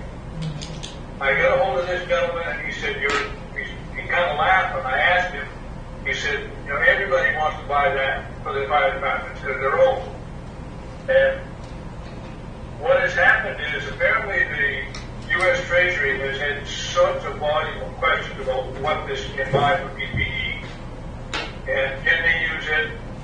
They have now come out with a new blanket coverage for every municipality in the United States of $10 million for revenue loss, whether you put in for revenue loss or not. And under that, we can buy the SCBAs. Because had we originally had revenue loss, we could have bought them without question. But because we didn't, it was questionable. But because they had put this blanket up there that said everybody lost $10 million, no matter what size municipality you are, you can now purchase them with the bonds. So essentially that 180,000 that we had set aside before for the SCBA's, now we need to go to the bond bank for now. You don't have to. Yep. They've clarified this because there are so many issues. So many people have been calling on the same question over and over. Bernard, who was that contact at MMA? Oh, heavens, I'll find his name here. It's Neil Goldberg. Goldberg. And I have some written correspondence that I was sent to gather from him. Yeah, I'd like to see what else we can use it for. Well, at this point in history, you can use it for just about anything because of that revenue loss clause. Because the people who did in fact have the revenue loss get their money because of that, have been able to spend their money for just about anything you want.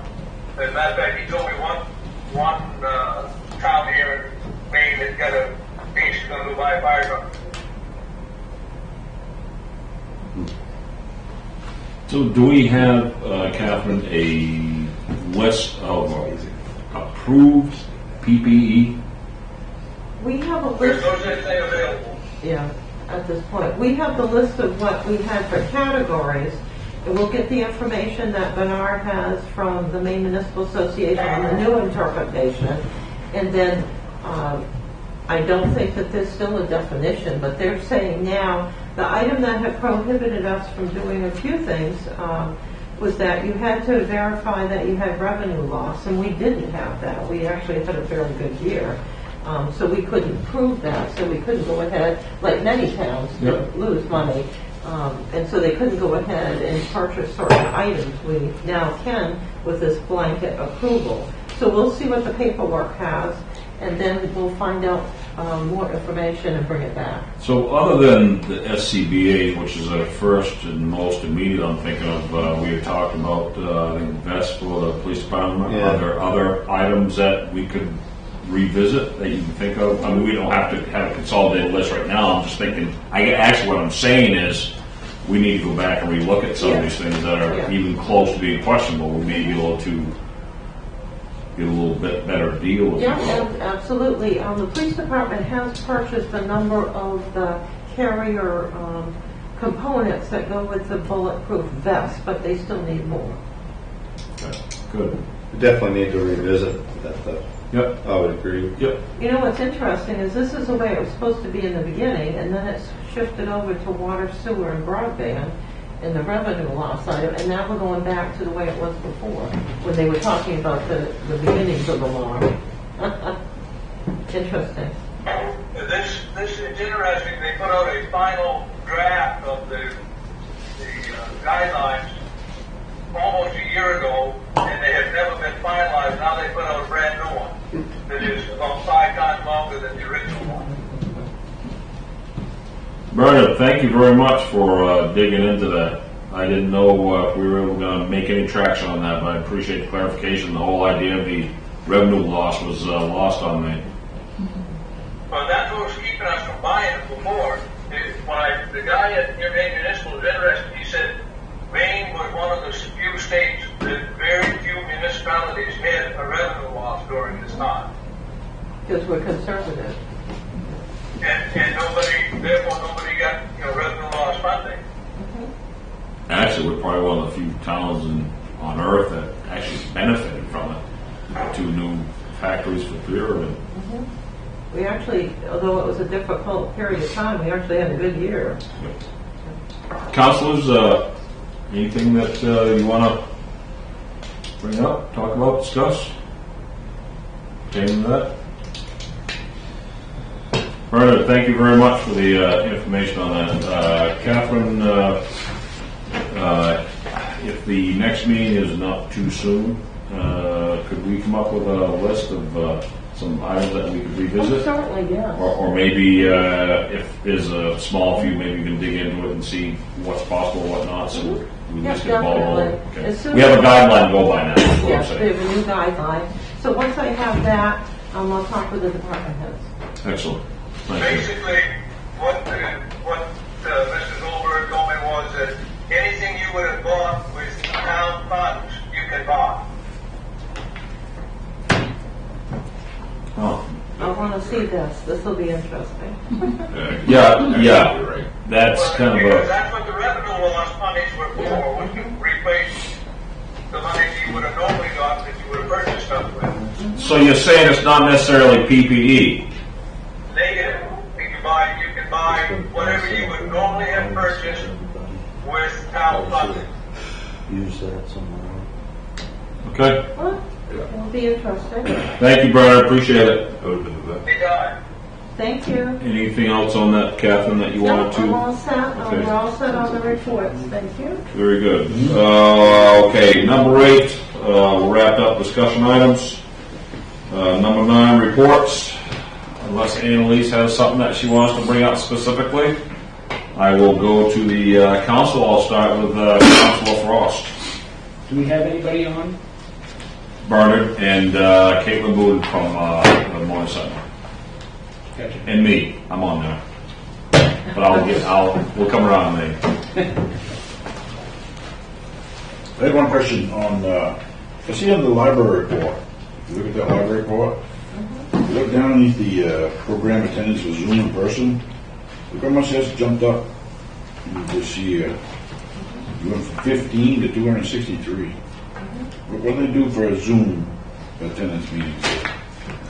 They have different book and items for the children, reading the books and different programs. Sometimes one of the assistants dresses up and they read different items, plays and things.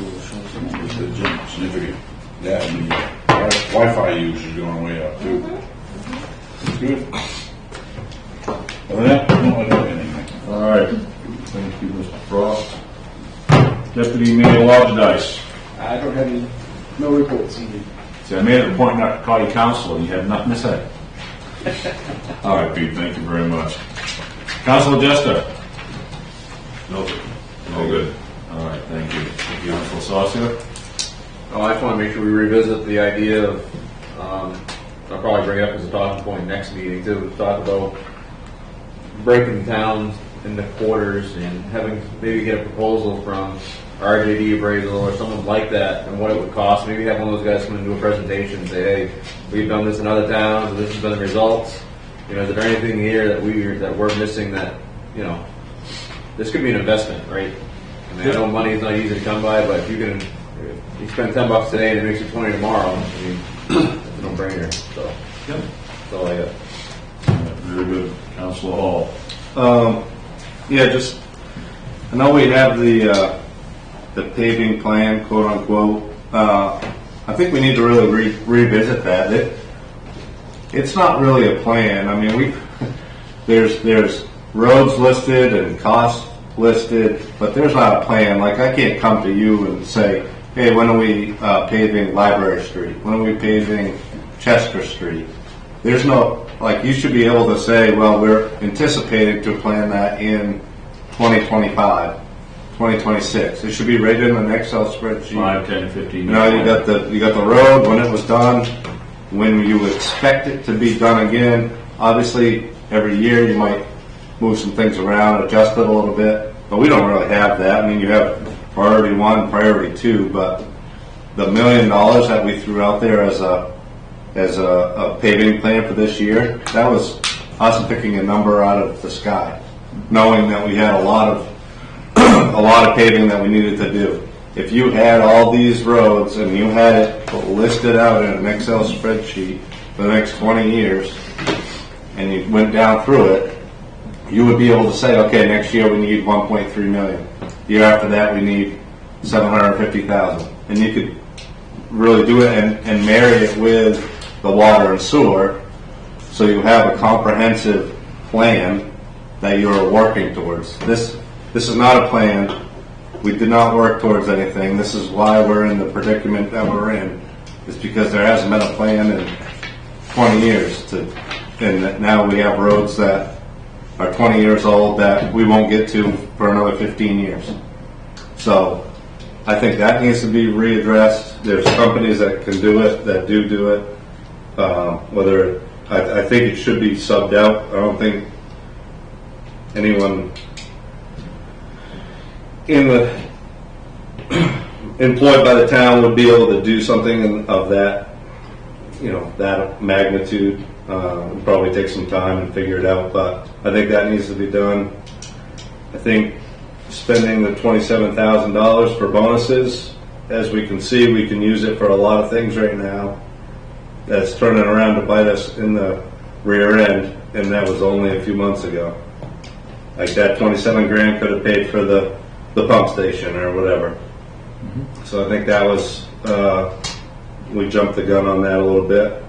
And then another thing that was brought up to me that they had approved in the past, and then I think COVID hit, so it never happened, was a third-party review of the efficiency, processes, procedures, where we could trim, just a full-blown assessment of all the departments within the town office, within the police department, fire department, public works, transfer station. A third-party review of all of those things for efficiencies and where we can save money. We're in obviously a pretty tough state right now, and if we can trim here or there and everywhere, that would be good. But staying the course that we're on now, we can see where it got us. So I think doing a deep dive into some of these things would be beneficial. And that's all I got. So on the paving plan, I mean, we can easily put that together for the rural roads. The issue is the water and sewer monies, the deadlines, and how much will be available. So it's always going to be a changing item for the urban streets. And I think Annalise can speak to that, because there's no guarantees that we will get any of the funding at any time.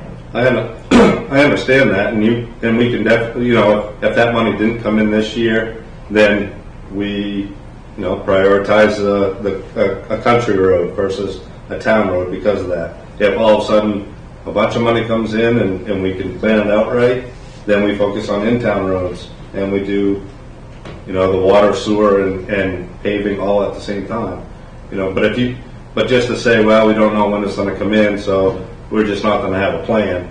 That's not a good option. So we have You can have a comprehensive Excel spreadsheet that is always moving, maybe, but is at least there that anybody can go on and see, kind of like the Maine DOT does. They have projects and they plan it out, and obviously we've noticed they slip quite a bit, but at least they have something there that any resident can log in and see, okay, this is when Birchwood Terrace is going to get done, or when we think it will be. And then, whether it moves a year ahead or a year behind, but at least it's on paper and something to work towards. Because I think grabbing $1 million out of a hat is really not a good way to plan anything. Right. Well, there are plenty of roads that can be done, so it will be good projects and everything. I understand that, but I just think we should really, More science. more science, less We did do a plan. flying by the seat of our pants. We did do a plan before, but just so you know, what has happened is we didn't follow it at all. Well, that's not a plan. That was a problem that I've seen through my 3 previous terms, is that what was set previously, the new council, I'm not to say the new council or conditions change, well, let's push that aside, in 2018, for instance, $500,000 every budget for the roads, we have to do it, let's start this year. And then when I came back on here, looking at the budget, where'd that money go? 150 grand. Why'd you take it out? Right. We had it in there. You know, I understand that, but that doesn't mean we don't. We I know. can still set it up better for the future. Like we know the past is the past. That's great, but we can do better, and having that would be beneficial. I think The country part is easy to do. it's much easier, but we're failing out there too. So Yeah, you have to, the thing is, you have to follow through, and that, it's difficult when you're faced with, tax increases and, well, I understand. people change their minds. Yep. Anything else, Jason? No, that's it. That was enough. Yeah, I don't really want to talk that. Good points. All right, thank you all. Annalise, thank you for coming. You probably see more of town halls and meeting rooms than you do your own house, don't you? That seems to be the way Are it you is. talking about Bailey Hills? Oh, that's a long day. That's where I go tomorrow night. Oh, there you go. That's a long day for you. It's not So really thank- that much different driving from here to my house than driving there to my house, because I live in Penobscot, so it's a little bit of a haul. Thank you very much for showing up. I know Yep. Paul and Fred already left. I appreciate their time here. Eric, you bring up about the evaluation. We had that previous conversation. I thought that was great. I was like one of those, I could have had a V8 moment, hit my hand on my head. That makes perfect sense. And the swell that's creating. I mean, thank you for bringing that. I appreciate that kind of thinking, that kind of action, being proactive, things like that. Also, Jason, you make a very good point. Something had been talked about before, but unfortunately, we had a plan, and the whole idea of having, and I guess I kind of thought it in the back of my head of having a professional come in and looking at the roads, going to need this, this, and this. That one can wait up 10 years. The drainage is good on that. We know these guys can do boots on the ground, nuts and bolts kind of work to go 9 to 5 and on weekend breaks if that happens. We're not experts. So it's a very valid point. Maybe in the very near future, look at that as a viable option. As we look at a viable option, maybe every 10 years. We do 4 districts once every 3 years type of thing. I don't know. Just something we need to think about. We hadn't thought about that. I mean, this might, as I said before, it's my 4th term for something that ever came up in discussion. That's a great idea. So thank you all very much. So I don't really have an awful lot more to offer. I usually say thank you to people in the audience, but other than you, Bernard, thank you very much for joining and providing that kind of information. We're looking forward to hearing some feedback from Tom Manager on next meeting, which is March 1st. March 1st, next meeting. All right, that's all I have. Thank you all very much. I'll look for a motion from the council to adjourn. I make a motion to adjourn. Second. Moved and seconded. We are adjourned. Thank you all very much.